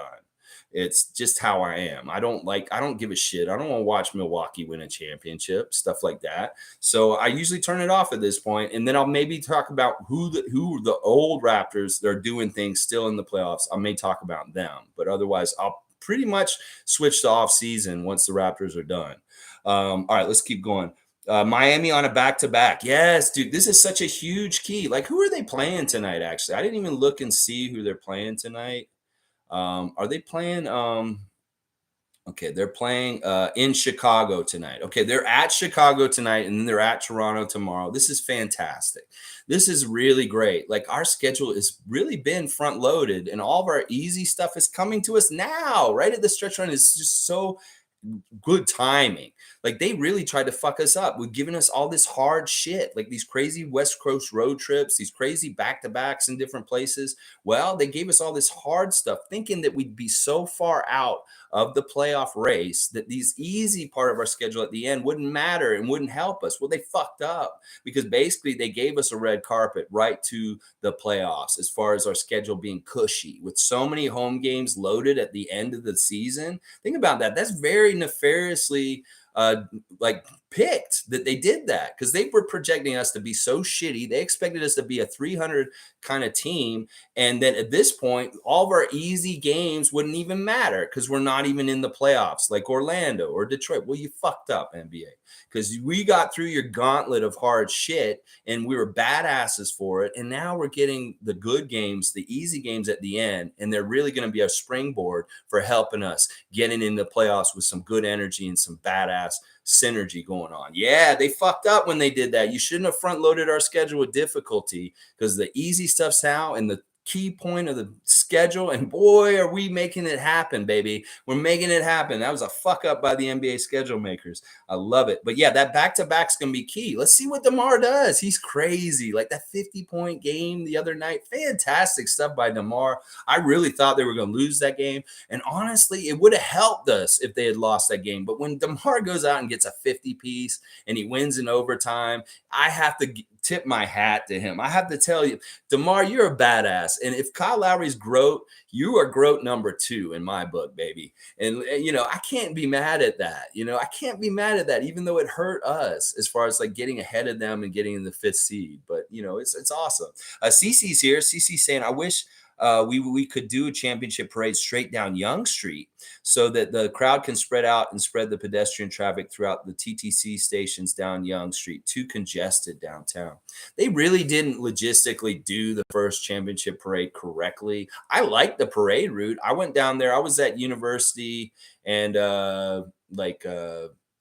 just south of Queen Street. I was on University just south of Queen Street, not too far from City Hall, but we were waiting there forever. Oh my gosh. And we're like, when are they coming? And everybody's just standing around, milling around. It was hot as hell. It was a really weird day, but it was a fantastic, such a love fest, such a great day. Seeing Mark Gasol hanging off the back of the bus, all drunk and bouncing a beach ball back and forth with the crowd and stuff like that. But yeah, it'd be interesting. I don't think Young Street would be a good place for it though. As much as it's iconic and it's so Toronto and stuff like that, the logistics of it are really messed up for, like, you talk about messing up traffic. That would mess up commerce along one of the most important streets of Toronto for commerce in different ways for a whole day. It would really would. I don't think people would be spending money too much in the stores and stuff. So I don't know. I think the route is good. I think they just need to put up better barriers and maybe have I don't know. They didn't expect how many people would be there. That was another thing that was so badass about that day is we had like 2 million people down there, and it was fantastic. Like, that was super impressive.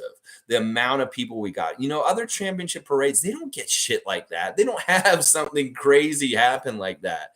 And it was super impressive. And we did a good job for the most part with things. There was that little shooting at the end, and I heard a baby died during the parade, that a mother left them out in the heat too long, and that's sad stuff. But for the most part, man, our championship parade was really badass and really cool. And they should expect a lot of people next time and not be so not planned very well. All right, Tom Duke has retracted 2 messages. Tom, I just want to say, even though I don't know what you said last night, let's talk about when we cracked open the syrup last night. Yeah, as syrup connoisseurs, we need to do the 100% maple syrup check.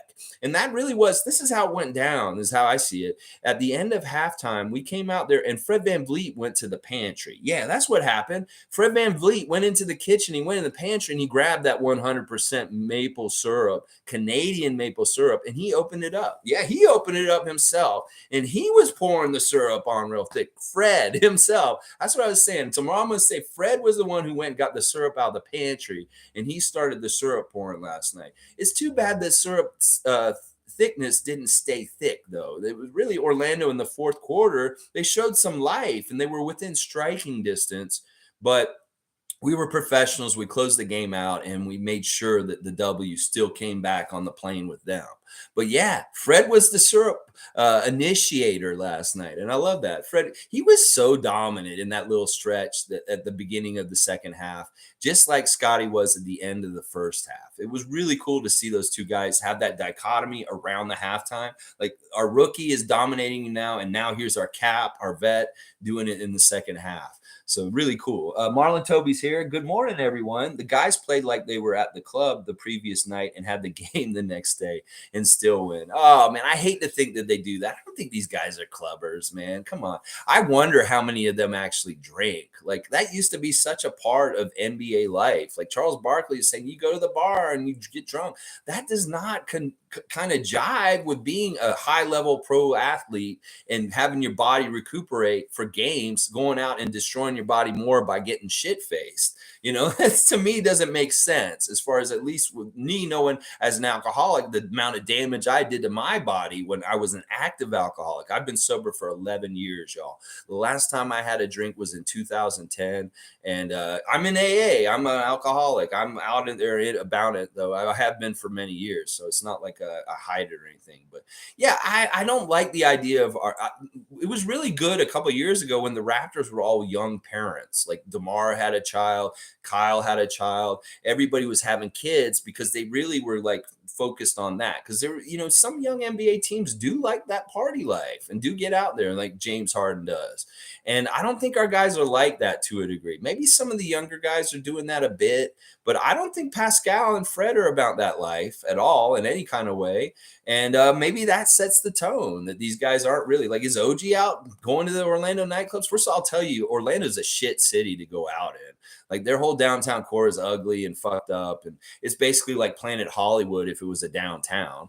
And, it's not really that fun. It's like you could go to better cities in Central Florida and have a better time than in Orlando. Just trust me. Like they're better off in Tampa going out the nightlife there. But yeah, I don't know if they did go out last night, the night before the game, Marlon. That's an interesting question. And maybe we shouldn't know or ever find out. I may be upset to find out exactly what these guys are doing at night, considering they have games the next day. But you know what? It's all business and you got to be professionals. You're not going to be doing that during playoff time. That's for sure.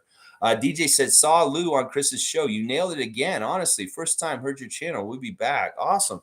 Thanks, DJ. I appreciate that. Like I said, I'm here every single morning. And because it's a live stream and you guys write comments, it's interactive. This is the place for you to come and say something. If you have a burning desire to say something about Raptors World, and I will project it and amplify it from my own platform itself. That's what I want all y'all to feel like. If you see something that you think is fucked up, like that stuff that maybe it's a tweet or something like this or something that's happening in Raptors Fan Nation, this is where we talk about it. We deal with it and we get on the same page because some of it is just confusion. They try and stoke division and confusion among us in politics and so many different areas in life that we don't want to do that between Raptor fans. We want to all be solidarity and all for one and for the team.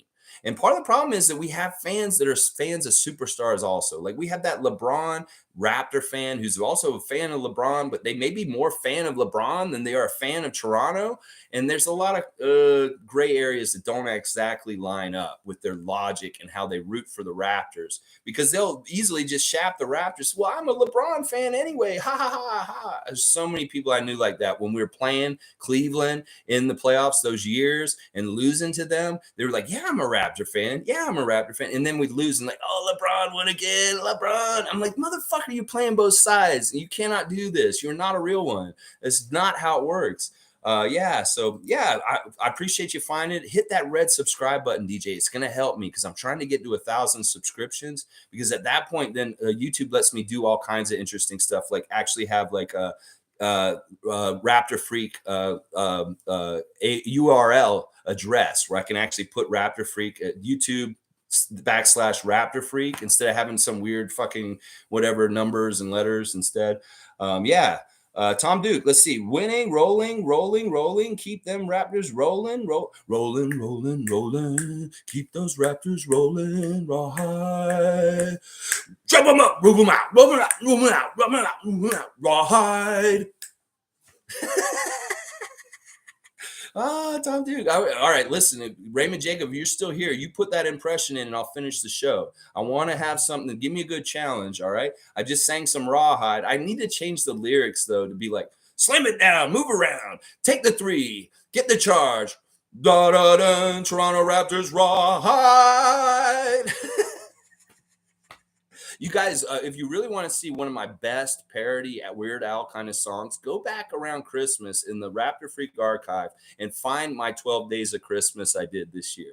And the 12th day of Christmas, trust Messiah Jerry. It was so good. Oh my gosh, it's so good. You have to go watch that. It's around Christmas time. You just go look for the Christmas Carol title. And you can ask other people over here. It's a very short video. It's just me writing a parody song of the 12 Days of Christmas and what the Raptors wanted around Christmas. And a lot of it came true. If you go back and watch it, Tom, Sue, Paul, different people that were watching around then, you'll realize how much I was wishing for that happened as the season went on. It was really good. Really good. Okay, let's see. DJ is also saying Raptors are a classy organization, top down, always amazed how well spoken even the individual players are.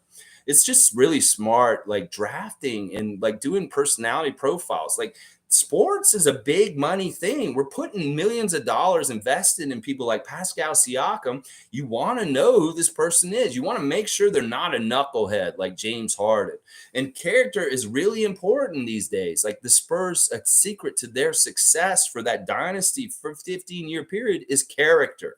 That they had guys of good character that never took away from the team, that it was the team concept. You put them in together and they're not infighting. They're not causing problems like certain people do in this league. There are problem players on different teams and they cause problems for the team. When you build an environment with your roster and you figure out who the knuckleheads are and aren't, and you don't let the knuckleheads on your team, this is what happens. This is how it happens. And I love that. And you're exactly right, DJ. These guys, whenever you hear them in an interview, you're like, wow, I'm really impressed with them. Like this past week, I've heard 2 interviews with Raptors that we haven't heard a whole lot from.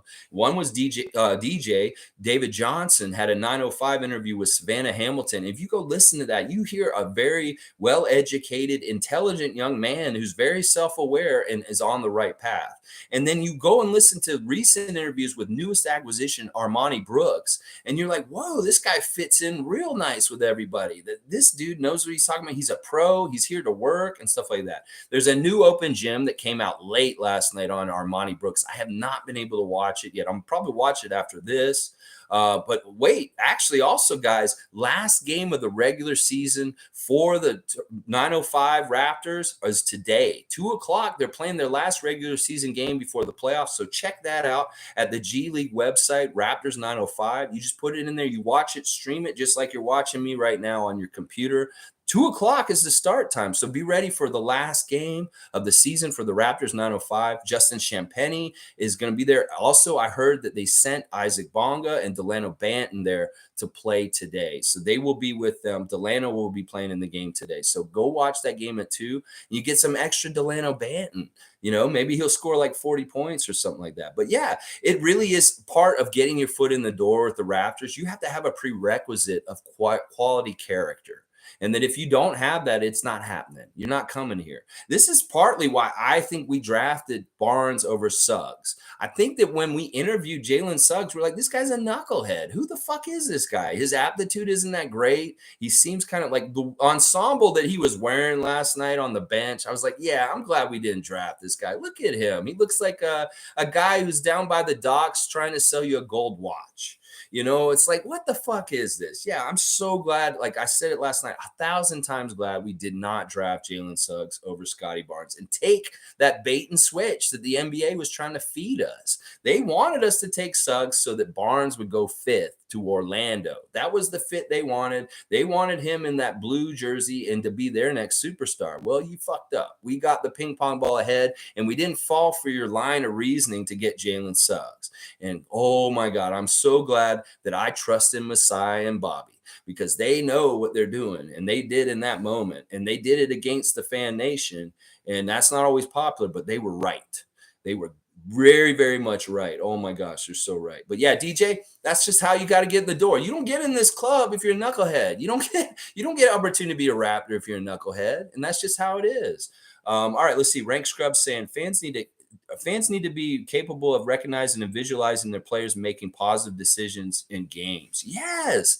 This is actually a fight we all have in our own minds. Do you have a positive mindset, or do you have a negative mindset? Are you setting yourself up for disappointment and failure because of the way you think? Or are you setting yourself up for success because you're allowing for the best things to happen for you? We shoot ourselves in the foot every single day by the decisions we make because of things that we think in our heads. And we need to expand like Precious and be like open to whatever happening. And then all of a sudden we're shooting 36% from 3-point range. That's what I'm saying. It's like there are lessons in basketball, in the NBA, with everything that happens for us in our own real lives, in our own different places in the world and stuff like that. And if this is inspirational self-help kind of Les Brown shit also on this channel, I'm all for it. Pascal Siakam is a Les Brownite. He is following him to a T, and this is part of his success, is that he is thinking in the way that Les Brown preaches on his stuff. He's watching him every day, and he's instilling the confidence for him to be an all NBA level player in the NBA. Is Les Brown and positive thinking. So every single one of us, when we think about any individual thing in our life, think about whether you're coming at it in a fair way to yourself, whether you're putting a negative slant on it, or you can think positive and make it turn into an opportunity. All problems are opportunities. You just got to figure out the way to make it an opportunity. That's the way you do it. Yeah. Marlon, you are jokes. Marlon's awesome, man. Marlon's been here for a while with me. I really appreciate it. DJ saying, I didn't know the elbows thing. Wow, injuries are my greatest fear with various Raptors. Okay, yeah, I might need to get going here for a bit, because I thought you guys weren't that far ahead of me, but you really are way ahead of me. All right, I'm gonna pick it up now. All right, let me keep. Where was I? Okay, he said I didn't know about the elbows thing. Wow, injuries are my greatest fear with various Raptors this year. Yeah, I mean we've had our problems in our share, but we got to also realize we have Dr. McKechnie. Dr. McKechnie is the best sports science guy. He's going to really monitor these guys, know exactly how much they can take and stuff like that. That's been really managing Kem's knee this year, Fred's knee, now OG's finger, these kind of things. They got to really pay attention and understand whether they should be playing or not. And some of these games they've sat this year have seemed like they could have played maybe, but they were cautioning on the side of caution with them. So stuff like that. But yeah, we always fear that kind of stuff. I do a little prayer before every single game saying, please don't let anybody get hurt and stuff like that. And I even say it for both sides of the game, like both teams. I don't want any player on either side to get hurt as much as possible. DJ's also saying you may be right about Scotty. You can build a team around him. The Raptors like to have a second playmaker under the basket on offense and defense. Must be tough when you're trying to recruit established players too. Scotty, yeah, he's the whole package. Like if he can hit threes, if he can slash, if he has a back to the basket game, if he can hit mid range, he can do it all. Listen, and he can block shots, he can rebound, he can pass. We know he can pass, and he can play tough defense. This is an all around player, just like Pascal. That these guys are Swiss Army knives that can do everything on the court, and it's just badass because OG's similar. It's like these dudes do everything, and we have so many of them, and they're high level. It's like, why do people think we're not a good team and we can't win it all? I mean, we have so much versatility in so many different players. It's just nasty. And, I want them to build around Scotty. I think that as much as I love Pascal and Fred and stuff like that, there should be a transition into Scotty being our franchise player over the next 4 or 5 years, hopefully, because we want to invest in him and have him stay.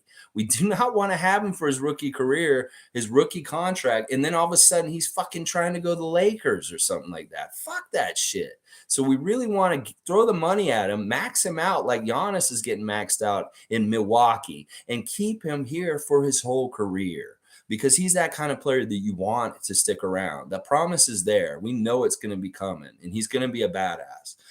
So yeah, that's what I look at it. Like I even if we have to sacrifice Pascal in 3 or 4 years, I will do it just because Scotty for the long term is even longer. And I love Pascal. I wouldn't want to do that. If I could have my way, we'd keep them all together in every kind of way that we can. And hopefully Larry Tannenbaum can be like this new Memphis Grizzlies owner who's supposedly one of the richest men in United States now. And he said he's going to open the purse strings and the Grizzlies are going to be contender for years to come because he's not afraid to spend a lot of money to keep them winning. And I hope that our ownership is the same here in Toronto, that they see the investment in making a good quality, good competitive team out there. They're not like the Leafs where they just grab the money and they don't give a shit about how good they are because the fans are going to pay either way. They really see the value in building the worldwide brand of the Raptors through more championships.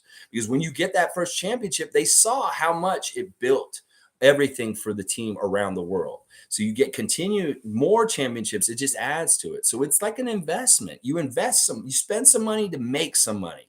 You spend some money on your players and keep them here. And then your team goes up in value and you make a profit. So it's a smart business decision. It's actually in a way a no lose scenario because these guys are going to be good. You have capable people in the front office that are making the right decisions, getting the money to the right people. No slouches, no fucking albatross contracts with idiots that are going to sit for the whole season like Kawhi, that kind of stuff. You want to make sure they're the right people in all the right places, and then it's going to be successful and it's going to make money for the owners of the team no matter what.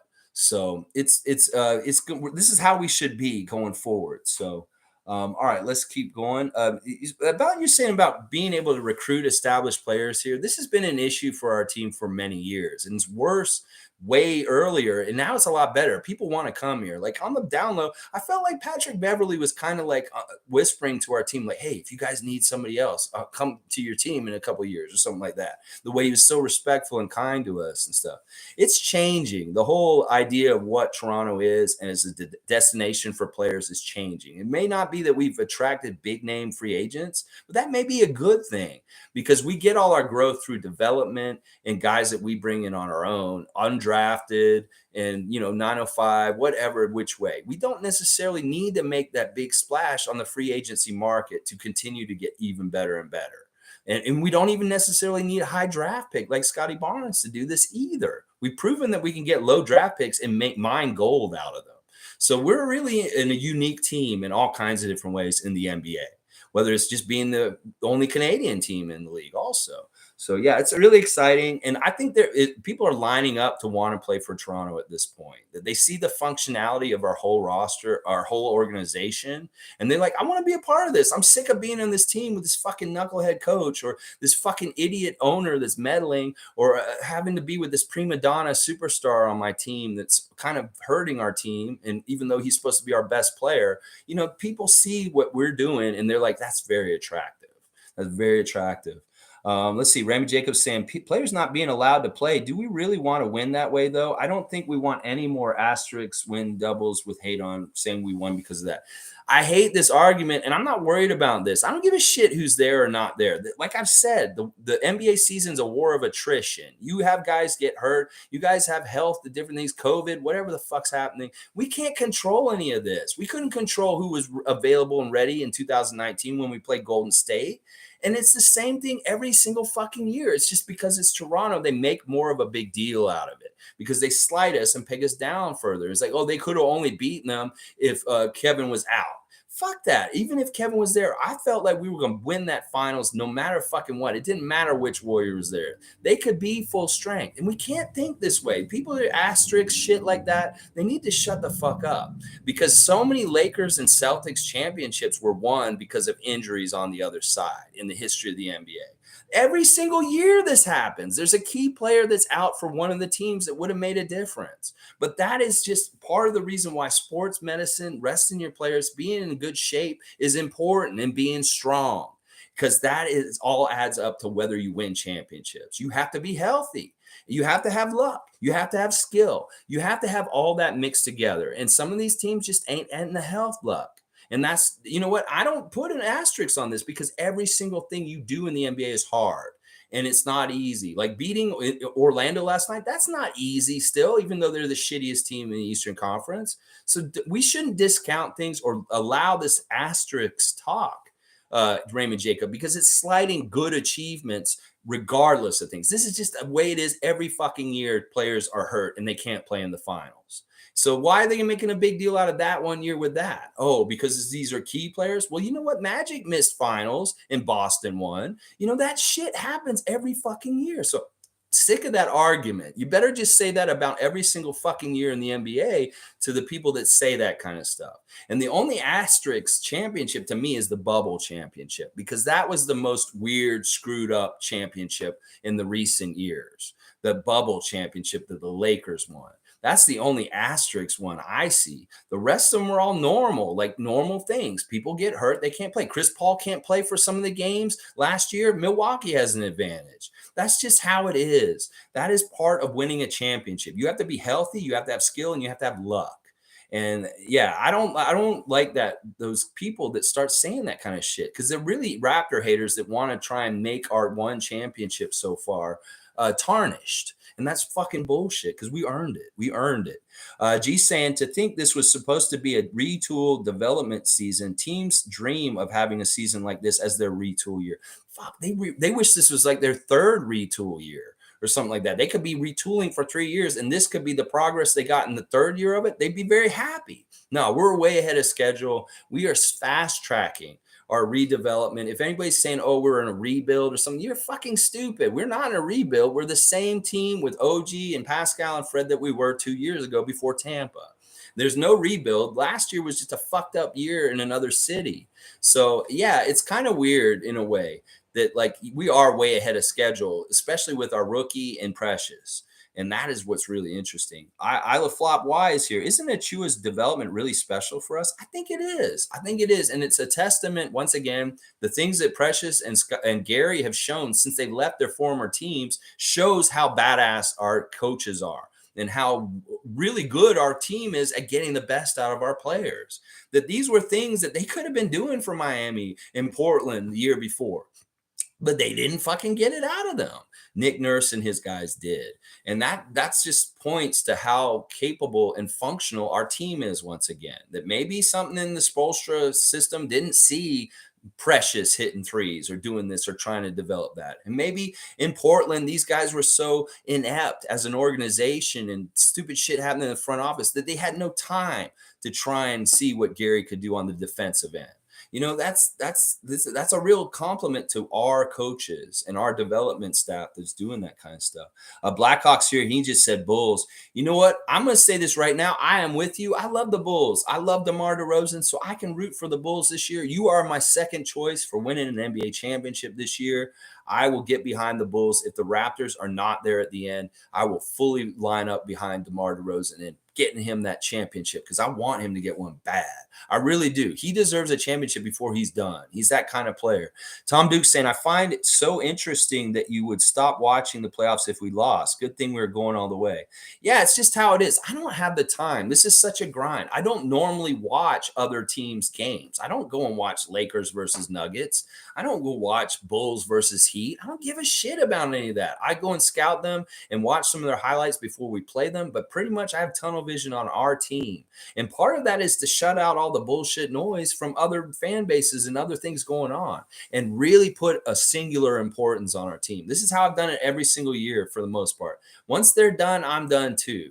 But this year may be a special case just because of our guys, Kyle and DeMar, that I will actually watch them if they're on their way to try and get championships this year instead of us. But I'm with you, Tom. It should be us, and we need to stay in there as long as we can.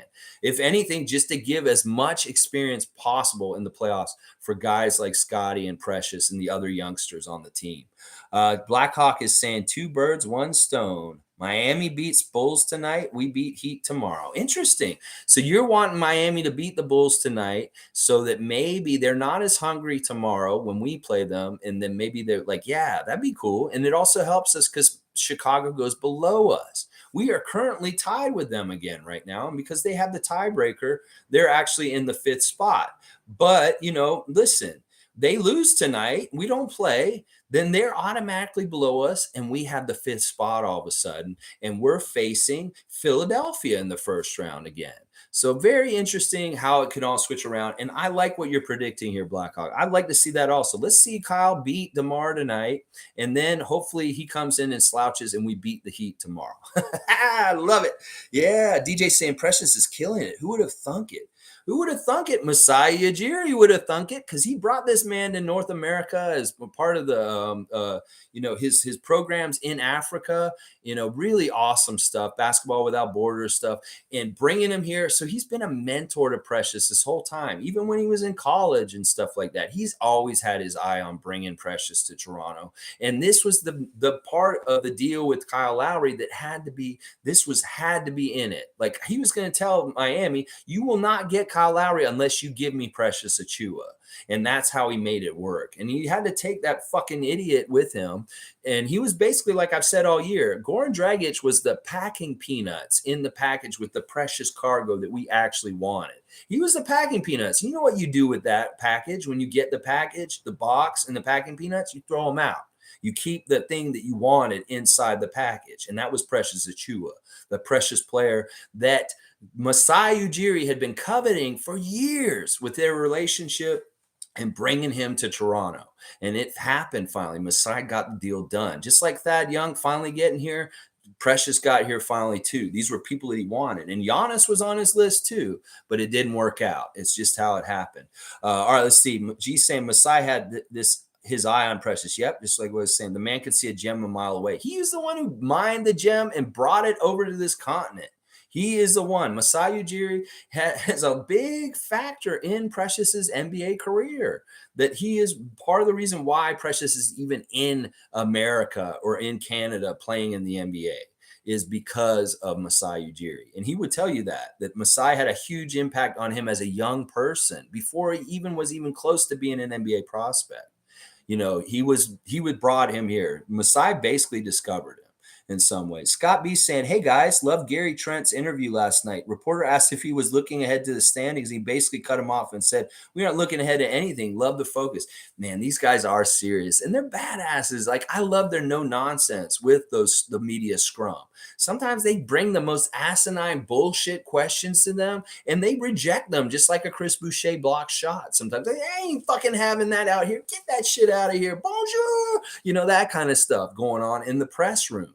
And the one this week that really impressed me about Gary was when they brought up the whole idea about his confidence versus Precious's confidence for shooting threes. And they wanted to make it him choose who had more confidence in their three-point shot. And Gary's like, we both have confidence. He didn't take the bait because the media will do that kind of shit. They will try and ask questions that cause little divisions and friction in the team. And the guys have to watch out for what they say to the press because that can turn into something that's totally crazy all of a sudden in stupid ways. So yeah, I like how Gary's handling his press. He's like no nonsense. He's no bullshit. And you come at him with a stupid ass question like who has more confidence between him and Precious, he'll set you straight right quick. And that's a real pro. And that's a real unity in the team also because they're celebrating each other. Scotty goes and gets Rookie of the Month award. It's all over the Instagram of Precious, Justin Champagny, Pascal, Fred. They all put it up and celebrate his accomplishments. And he does the vice versa. Justin Champagny gets 40 points on the G League last week. Boom. All the regular Raptors are posting his 40-point performance on their IG. So that it's a love fest and it's an interconnectedness and it's a band of brothers, one for all for one kind of shit. And not every team in the league can be like that. There are other teams that have that kind of energy on their team, but not all of them. Some of them have real bad problems. All right, let's see. Blackhawks saying they went to Ybor City in Orlando. Ybor City's in Tampa. And yeah, I've been to Ybor City. It's an interesting place, very interesting place. It can get a little crazy down there, but I hope they didn't go all the way to Ybor City. I hope they didn't go out. Seriously. Let's just hope they didn't. Scott B saying, glad Kawhi came, but looking back now, also glad he left. This team is way better than 2019. In some ways, it really is. In some ways, it's more of a team than our championship team in some ways. It's very team feeling and oriented and like I was just saying, all for one for all. And Kawhi at some point, he's like milk. He has an expiration date where he starts to sour. And you want to get that milk out of your fridge before it completely smells up the joint.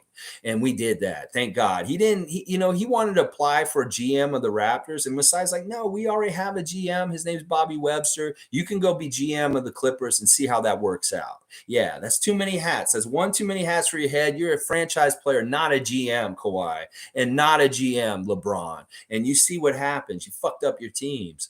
Yeah, that's what happened. But yeah, Scott B dodged a big bullet letting Kawhi leave. The time was sad, and it was like, fuck, we're not going to be able to repeat and all that kind of stuff. But we may have been able to repeat if there was no pandemic, but we don't know.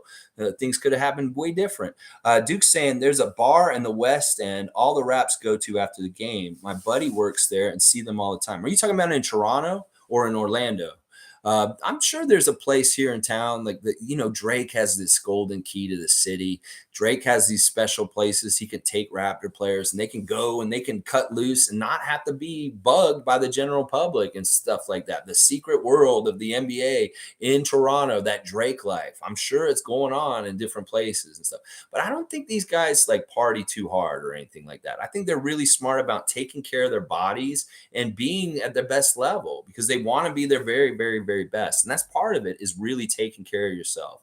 And as a former alcoholic, as an alcoholic still, but not active, I understand the damage that alcohol actually does to your body. It's like basically just a couple molecules off gasoline. You're pouring it into your body. Now, if people want to go drink and have a good time, that's fine. But it's not for me. And hopefully it's not for most of the Raptors. That's how I hope and feel. Let's see. Blackhawks saying Raptors PIP. Precious is precious. Oh, yeah, he really is. Scott B said, I watched Precious Achua highlights with Miami and seeing him play now shows the genius, not only Masai, but Nick Nurse. What a job. Yeah, it is stark. It's very stark how much they had him confined in his rookie year and not allowed to do a lot of stuff. It's because they have a lot of other guys that they wanted to showcase and do everything, and they were stashing him. He was kind of like a project to work on over a couple years. Well, they didn't like really give him a chance to start like really working hard in their first year, like we did this year in his second year. And yeah, Nick Nurse is a genius. We're badasses, and thank God, like we do this kind of stuff. We get all these 6'9" guys, and bam, look out. We are not going to be able to be stopped. Monique's saying, hey, good morning, Monique. Always good to see you, super fan Monique. What a time to be a Raptors fan. Let's go. Keep building. Monique, tomorrow we will be at the game. You will be at the game. I want to know exactly where you're going to be in the arena because we do want to come and see you tomorrow night during the game, before the game, preferably when we're coming in. Hopefully I can find you and, just say hi in person. Let me know. You don't have to write it in here. You're Facebook friends with me. We can maybe message me on Facebook or something and let me know where you're going to be in the building. Because Adriana and I both want to really come and say hi to you and say hey, and especially on the day of the Kyle Lowry homecoming game. Of course, we want to come see you tomorrow. Blackhawks saying Precious was balling on the Nigerian team, which shows Miami was not tapping his full potential. Yeah. Yeah, well, like I said, there's other guys on that team like Tyler Hero, Duncan Robinson, Max Strus. They were more priority than Precious in some ways. And in some ways, Bam was kind of holding him back because Bam eats up those kind of minutes and stuff. Well, we just proved you can have all of them play. It doesn't matter. You could have been playing Precious with Bam. It could have been fine. Scott B saying, whole team has to take a charge in honor of the GROAT. Kyle Lowry. Could they all just line up like dominoes and Kyle just runs into like Fred first and Fred falls back into OG and the Pascal and the Chris and the Precious and the Scotty? Like they all just like fall in dominoes like around like a domino setup. That'd be hilarious. It's more symbolic than actually in the game. Hilarious. Tom saying, laughing at me, Alexa, you crack me up. And I have also watched a bunch of your old series at the convenience store. I love the grab box dealings. Awesome, Tom. Tom's talking about my old Instagram show, Kensington Variety VIP Club, which was a show I filmed in a convenience store in the heart of Kensington Market in downtown Toronto. I was doing game shows in a convenience store while I was working in there with customers. I do Raptors trivia. I did this thing where I had the haggle box and I had expired goods from the store, and customers would come in and haggle with me over the price for like Twinkies that were like a week old past expiration, and I'd sell it to them like for like 25 cents and stuff like that. The show's very deep on different levels. In some ways it's a statement about capitalism and our economy and money and how we value money over people, and I wanted to make it about the people. So go check out Kensington Variety VIP Club in the archive next to the Raptor Freak archive in my playlist on my page, and watch it like Tom Duke is. This was all shot during the championship year. I started the show in September of 2018. So it's like it captures, it's like a daily log. Every single day I worked in the convenience store, I filmed, and we talk about things like getting Marc Gasol in the trade and like everything that's happening with the Raptors at different times. And of course, during the playoffs, I did a lot of coverage on that. My flashback Fridays may have to do with that show at times. I may take an old episode from when I was in the convenience store and I said something like, we're going to win the Larry O'Brien in April of 2000. I think it was actually in February I said it. In 2019, I was already predicting we were going to win the championship when we got Marc Gasol. That day I said, we're going to win the championship. I said it right then, and it's all on tape. So I might do that segment on Fridays, the Flashback Fridays, where I take old media that I made at other times, and we flash back and look at that time and that what was happening with the Raptors at the time. Like the day after we won the championship, that episode is really interesting because I'm like crying. I'm just like, we did it. Oh my gosh, it's crazy. It's so awesome. But I appreciate that, Tom, bringing that up, and also going and check it out. It's hilarious. They're short episodes, and you get to know all the different characters like Martin, my favorite customer who come in all the time. And there's my friend Lon, who is all Gagnon. He comes in, he plays lottery every day, and I would sing like a parody song about gambling with OLG to him, like, really good stuff. Scott B saying Precious looked terrible in Miami. I think the Raptors organization deserves all the credit for his development. I would agree with that. Like, I can't believe that he only shot 1-3 last year. That just doesn't even fucking make sense. How do you only let that man shoot 1-3? That just does not make any fucking sense. Oh my gosh. All right, let's keep going. Scotty said he's a winner and always has been a winner. Gary said playing was never the goal. This is G saying this. Yeah, Scotty is the same line as Fred, same line as Gary, same line as Masai. Same. All these guys are winners. They're winners at different levels of where they've been already, whether it's the Olympics, high school, college, wherever. They're winners. That is a common thread in our guys, and that's part of the prerequisite to come here. You can't be a knucklehead and you also have a winning mentality and a proven winning record in different situations, like Gary and Duke, or Fred with Wichita State, that kind of stuff, or like in high school level, they're winners at different places. And that's for sure. And Gary, yeah, of course, these dudes didn't ever want to be in the play-in. They were going for getting a regular, real playoff spot because there's very, very much a lot of danger being in the play-in. And we're going to see that next week. When they do the play-in tournament, we're going to see some teams get out that we're going to be like, wow, I'm really glad that team is out. And I'm hoping it's going to be the Nets. I really do hope that the Nets find their way out of the playoffs somehow, some way because of the play-in. And if we can predict that happening, and hopefully it happens and comes to fruition, just talk about it more. Ooh, the Nets could go out in one game. Woo-hoo-hoo, that would be fantastic. We'd love that. Scott B saying they're definitely feeling the vibe. They have a good vibe. They have a good connectedness. They just have good character on this team. They're fun guys. As Gary said, they're all funny. There's fun stuff like that. Okay, here's Raymond Jacob. He's doing a ha-ha-ha Alexi impression. Jalen Suggs at a dock trying to sell you a watch. Oh, this is good. This is good. This is good. All right, I want to do this right.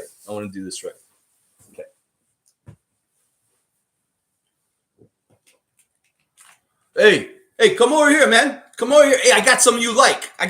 Come over here. Come on, come over here. No, don't bring them. Just you. Come. Yeah, look. Rolex. Top of the line, 100% Rolex. No, don't look at the back of it. It's a real one. No, you want that. Come on. Come on. Only $100. Only 100. You won't find that deal at any other dock in Orlando. Come on. You know you want that. Come on, get it for your old lady. She'll like it. Yeah, you get it. Yeah, you get it. All right, there you go. I hope that was good, Raymond. I don't know what he sounds like. I was just trying to, I don't know, being a pester person. All right, Monique saying, so stupid. It's always wild to see how quickly the 905 finished their season. Yeah, their season's shorter. They have less games. But yeah, they're going to be done today. 2 o'clock, 905. We got to finish this live stream so we can watch the 905 game at 2 o'clock. Delano Banton is there. He's going to be playing today. So we got to watch that. G Mag 84. Good to see new name. Here every day, some point between 8 a.m. and 11 a.m., doing a live stream talking Raptors daily. They know the Raptors are a good team. It's because they are not an American team. They don't want to admit it. Let's be honest. Yeah, there's a lot of truth to what you're saying there. It's for sure. It's like that is part of it is that they see NBA Canada as being in charge of promoting us and putting us out there, and that regular NBA there's a line. It's like it's not a market, it's a market difference. The market is Canada for the Raptors, NBA Canada, and then there's the NBA, and they don't have to deal with us down there because they're so short-sighted. They don't understand there are Raptor fans in United States, and they would love to see the Raptor stuff equally with everything else. Also, it is really weird and twisted. I don't know if it has to actually do with money in different ways and down low, but they would be smarter to really promote the Raptors more in the United States because they could make money off of them in the States in different ways and stuff like that. I don't know. It's partly that. It's kind of gets into that whole idea of American made. Like, is this steel American made or is this Canadian steel made? They want people to spend money in their own country and make money in their own country in the economics. And if they promote Toronto down there, in some ways they're diverting some economics to here, because when we won the championship, it was a huge economic boon for the city of Toronto. And that's part of why they on the download do not want us to win more championships, because we help the economy of Canada by winning championships. So there is a very specific reason why right there. They want to keep the money in the States. They don't want money going to us. It's like a bonus. It's like getting a big, huge Christmas bonus when you win a championship, the ramifications and ripples out for it. So that's part of the mechanism of it all right there. And you're right. They don't want to admit it and they won't try to, but we will do so good that it will force them to admit it, force them to say that this is one of the best teams in the NBA year in, year out. They're going to do it at some point. They're going to have to. BTOB saying DeMar and Kyle, the GROAT duo, for sure, for sure. Until we see the guys we have currently do more, like when Fred and Pascal get that second championship, well, then we got to revisit this whole conversation about who the GROAT is and stuff like that. Well, maybe in 5 or 6 years, we're going to be talking about Scotty Barnes being the GROAT. I don't know, but right now it's Kyle Lowry for sure. And DeMar is a close second in some ways, for sure. Monique saying tomorrow should be declared Kyle Lowry Day by John Tory. I completely agree with this, Monique. And you know what? John Tory is a huge Raptors fan. I think he will do this. I honestly think he will do this. I think you may have already said something that's going to happen. That tomorrow should be Kyle Lowry Day in Toronto. Do it, Mayor John Tory. You will be so happy. I don't like your politics in some way, but I love you as the mayor because you're such a Raptor homer. And I appreciate that way you've treated the Raptors in the last couple of years, John Tory. You're a real one, and I appreciate your fandom of the Raptors. I really do. I'm not necessarily a fan of some of your politics, but I can get behind you as far as your dedication to the Raptors. It's so good. Tom Duke saying, I'm a winner. Always been a winner. Scotty Barnes yesterday. That's the future growth. Let's go. Yeah, Tom just said it right there, what I was just saying. DJ said war of attrition. It's exactly what it is. You have to have the best training. People are going to get hurt. It's just how it is. We can't control this. It's like on Monday night. We couldn't control that they didn't want to send Tatum and Brown here and that we're going to look bad because we're playing against the B team of the Celtics. We couldn't control that, but we still got the W. Is what we control is what we can control. And that's putting our will on the game to make that win for the Raptors. And it's just how it is every single season. When people use that excuse, that's the argument against this. Well, every single season, somebody's missing in the finals. Somebody is hurt and somebody's not there. And the teams aren't necessarily full strength by that time. But that's part of it all. That's part of the competition is your guys have to be healthy and available. And if they're not available, then that's tough titty. That's just how it is. It's just how it's going to be. Kala Apun, you were right about the nonsense asterisks. Raptors are on the cutting edge of planning for health, both at management level, quasi-positionless roster is a solution on medicine and therapy level. This is exactly right. We have the best. If Kawhi could have taken Dr. McKechnie to LA with him, he would have. That is the one person in the Raptors organization that Kawhi Leonard loves so much because Dr. McKechnie kept his body feeling good. That load management was so easy and nice with Dr. Alex around. And yeah, that is a big thing. One of the games I went to recently, I took the elevator to get up to the 300 level before the game, and Dr. McKechnie was getting on the elevator just before me. But the usher, the person in charge of the elevator, wouldn't let me get on the elevator with Dr. McKechnie. I wanted to. I tried. But there's like, no, you have to wait. And they let him get on by himself to go up because I wanted to get on that elevator with Dr. McKechnie and ask him a question. But they wouldn't let me get on that elevator with him. But he's a badass, and he really is an unspoken hero for the Raptors and their team in some of the things that he does. And you're exactly right, Kala. We are on the cutting edge of this kind of stuff as a franchise, and it shows in the way we deal with our health and our injuries this year. And we've had our share, trust me. We've had our share of injuries this year, and we've weathered the storm pretty good for our schedule and our record and stuff like that. So it's really good.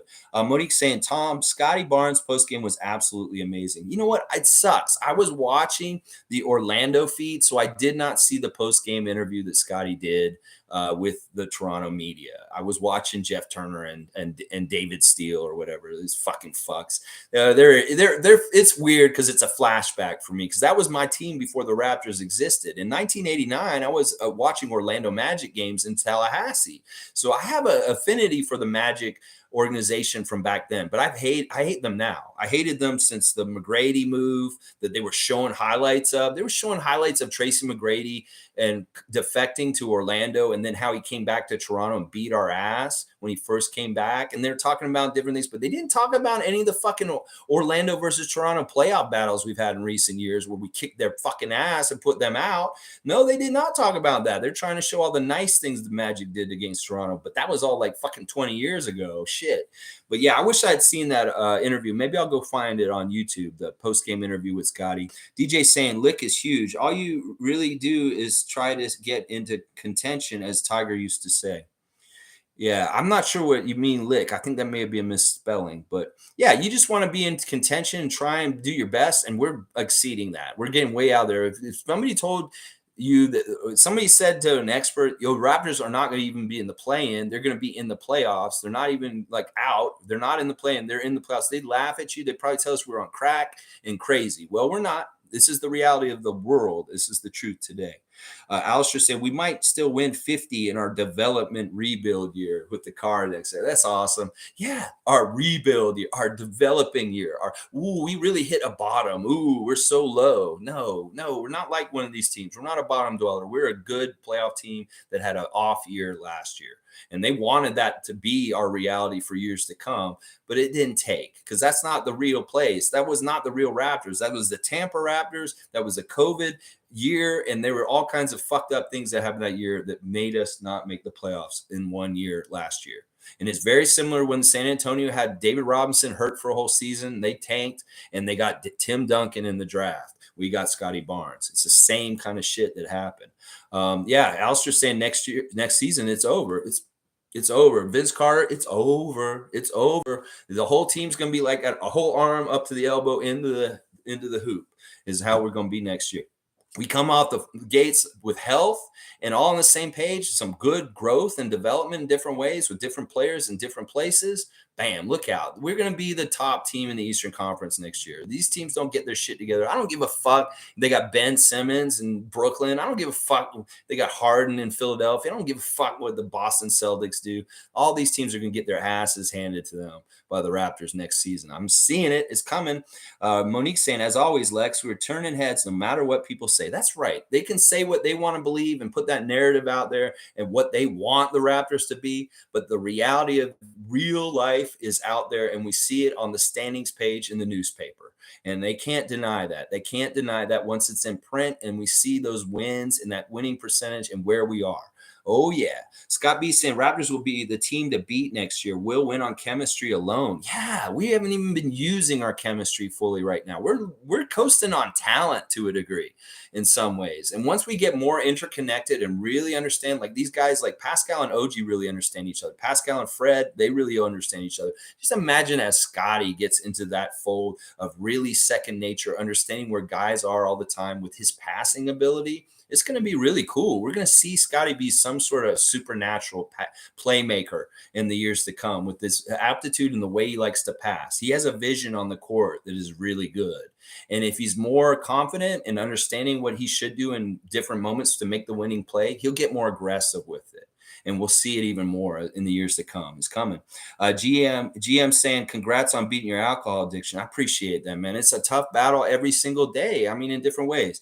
I do sponsor people and help people with their own lives and stuff like that, but I don't judge. And I don't say to anybody they need to quit drinking. You have your own life, your own path, and you do what you want to do. I'm not one of these guys that's holier than thou. Like, ooh, nobody should drink. But in my case, yeah, I didn't need to drink, because when I drank, I ended up in a Florida jail. And it was not good. Really bad, really bad. Let's see. Seymour Pape saying, I have so much respect for big shot Alvin Williams. The fact he is still with our club, Mighty Mouse with Celtics, Bosch is the Heat, Vince is with the Nets. Prayers to Alvin. I agree with this, Seymour, so much. Like, there's real ones and other ones. Like the other day when we were talking about this love child between James Mallard and Delano Banton, this crazy bullshit that these guys came in here with.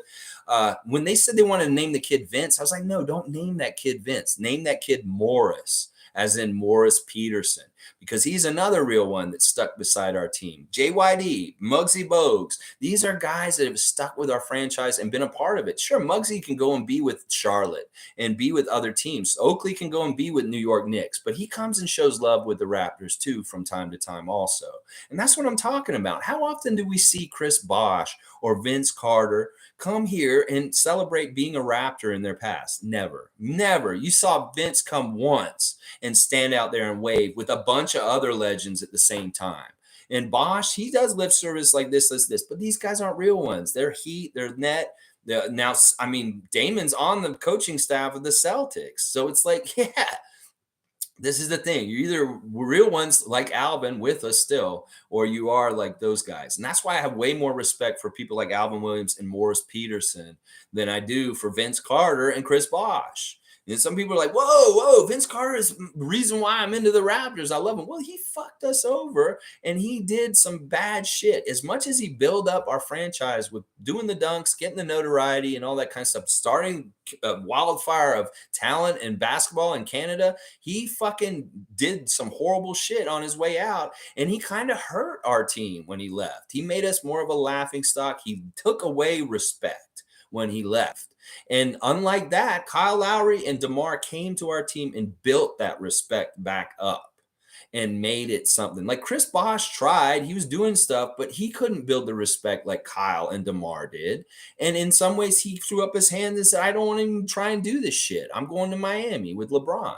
Meanwhile, Kyle and DeMar came, they stuck to it, and they made work over years to build this team into a respectful place. And I solely put the credit to Masai Ujiri, Kyle Lowry, DeMar DeRozan, Dwayne Casey, Jonas Valanciunas. People like that are who brought respect to the Toronto Raptors franchise ultimately.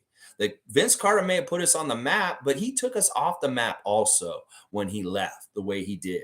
And the way he did it. Oh, yeah. And I'm all with you now, Seymour. Like, I love what you just said. And that's a great statement. And he's also saying, who covers the game better in your eyes, TSN or Sportsnet? You know, Sportsnet, because it's a very much baseball network, that's their priority. And in some ways, I don't trust Sportsnet in the way they cover it, because in some ways they're insidiously trying to keep basketball down in comparison to possibly hockey or baseball.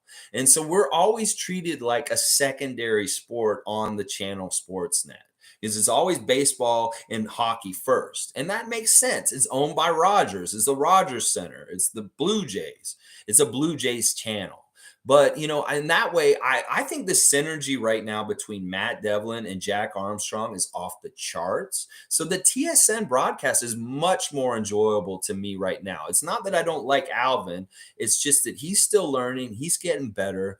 And also the TSN people around it, like Leo, I hate to say it, Smitch, Nikki Reyes, Kate Burness, Kayla, they're all really good. I like most of them. Like Kayla's really grown on me this season. I didn't like her last year, but this year she's gotten a lot better.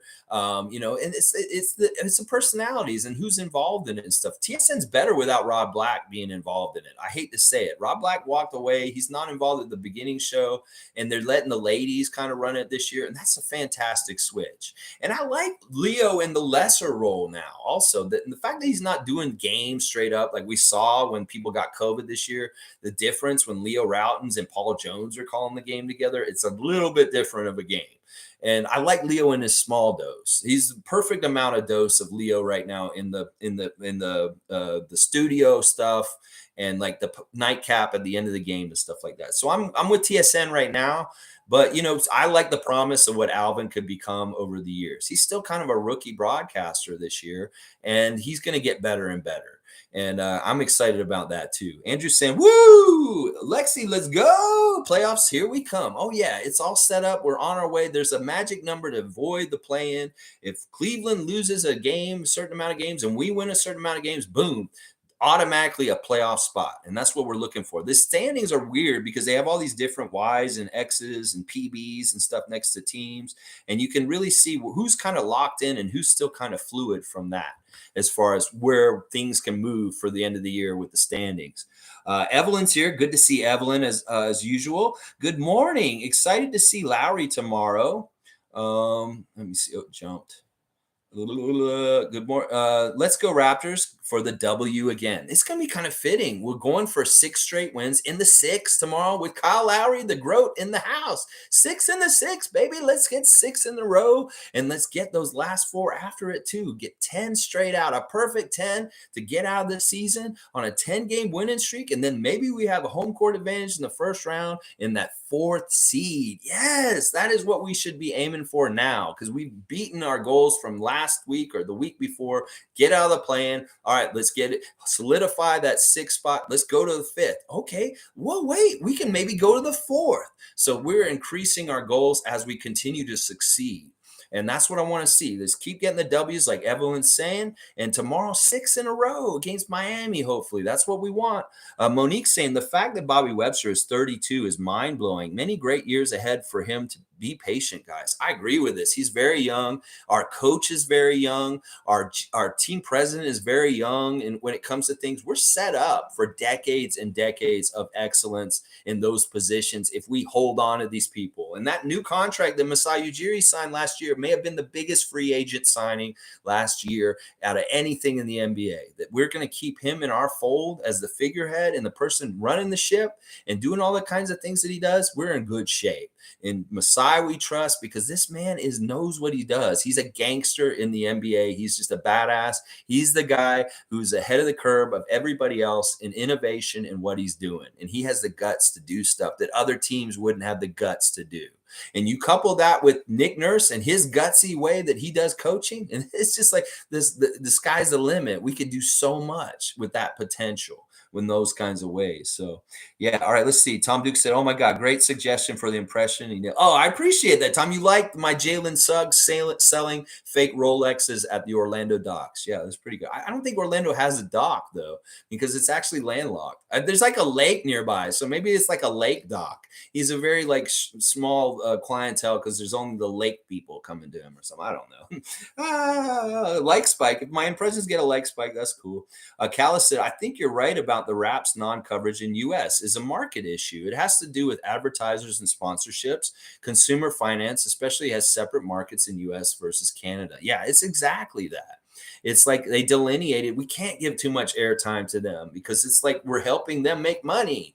And that's the fucked up thing about this world. Some people, it only matters is the money, the bottom line. And that's one of the things I fight against in this world is we need to get back to valuing humans, people, and what's going on in their lives. Be more caring about that than some figures in black ink on a piece of paper. Fuck that shit. That's the war we're up against. Oh, yeah. All right, let's keep going. Seymour retracted. Let's see. DJ said, since that imbalance exists with the American League due to economics, is there something the Canadian League can do with having certain number of Canadian refs? Well, we do have one Canadian ref. I don't know if this is something, listen, as much as it's a detriment to us, there's advantages to it also. Like that's the weird balance about it. And that's part of the reason why we need to really take care of our advantages. And Masai understands them. He's talked about them in interviews that being the only Canadian market has some huge advantages in certain ways. So it may be that the US is trying to penalize us as part of the disadvantage to make up for some of the huge advantages that we actually have also. So it's like, I'm glad that Toronto has a team, first of all. When I heard the day that the NBA, my favorite sports league in the entire world, was coming to my hometown, the city where I was born, I was like, that's a marriage in heaven for me. That means that the Toronto Raptors are going to be my favorite sports franchise forever because of that. It's my city that I love, plus the sport I love. Well, that's just a natural. And that's why in 1994, I decided this team was going to be my team and I was going to root for them like I am today. Even then, as soon as I saw that article in the paper that said John Bitove Group is getting an NBA franchise in Toronto, we didn't have a team, I was like, that's my fucking team. Because it's just on that Venn diagram of things. Toronto is here and NBA is here. And whoa, you put a circle around both of them. Bam, you got the Raptors. Then that's who I am. So in some ways, it's like we have an advantage because we have the whole Canada as a market. In some ways, we're a very international team. So we have an advantage in the worldwide global stage of economics.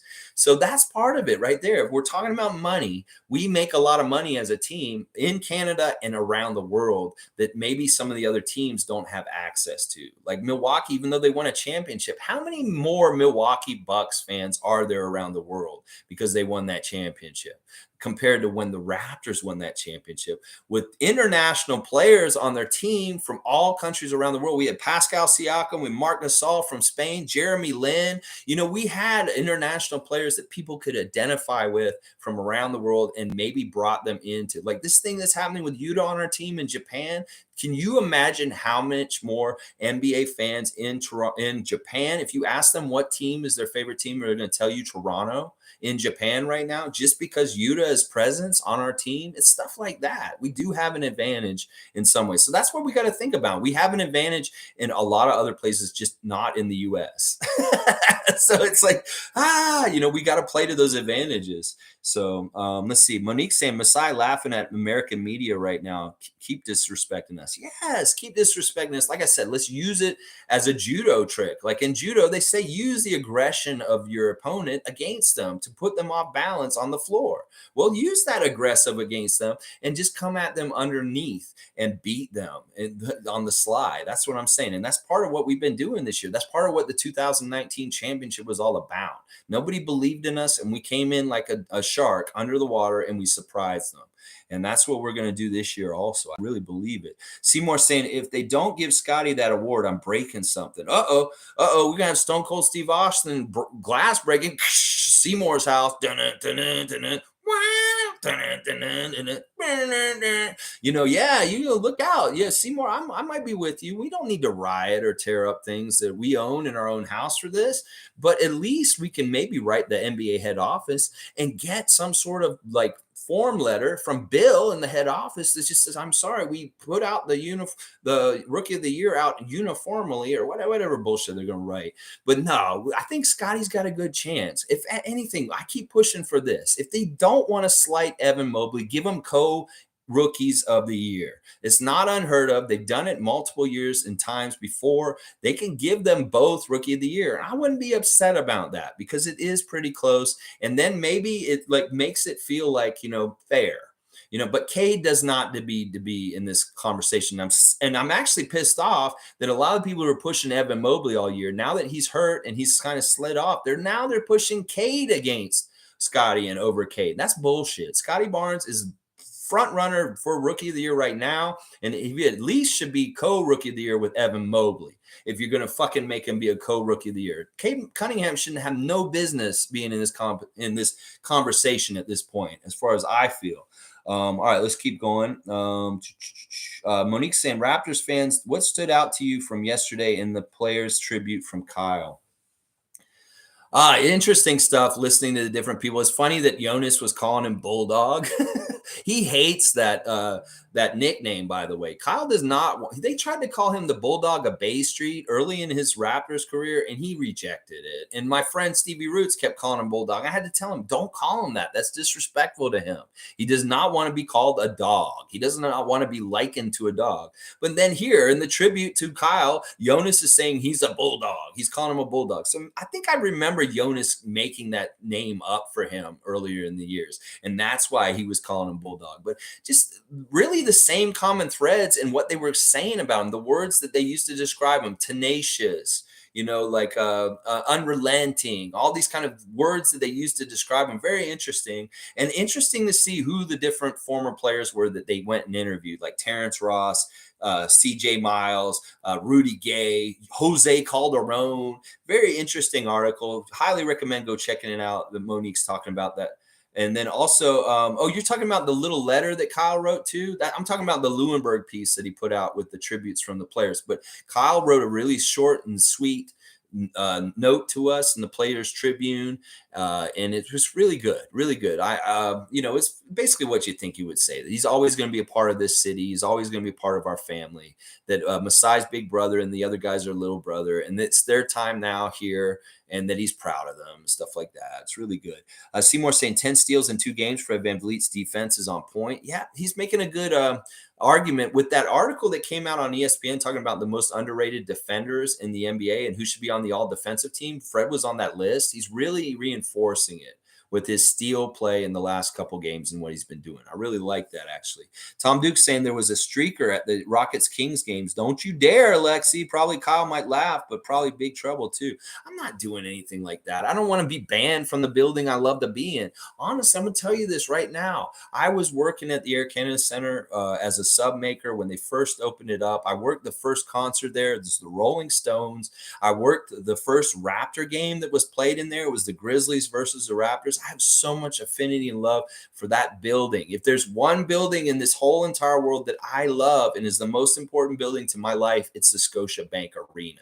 And I would not gamble with my ability to be able to come into that building by getting a lifetime ban for something stupid like that. So yeah, I don't know. If that's a Kings fan, yeah, he has nothing to lose if he's going to go streak on the court. Yeah, ban me from the games. Then maybe I'll be happier in my life. That kind of thing. But yeah, I'm not doing that, Tom. No, I'm not letting. You say let's go. I'm like no, not doing any streaking. DJ said if they could use Scotty's numbers before Pascal came back, it would be a lock.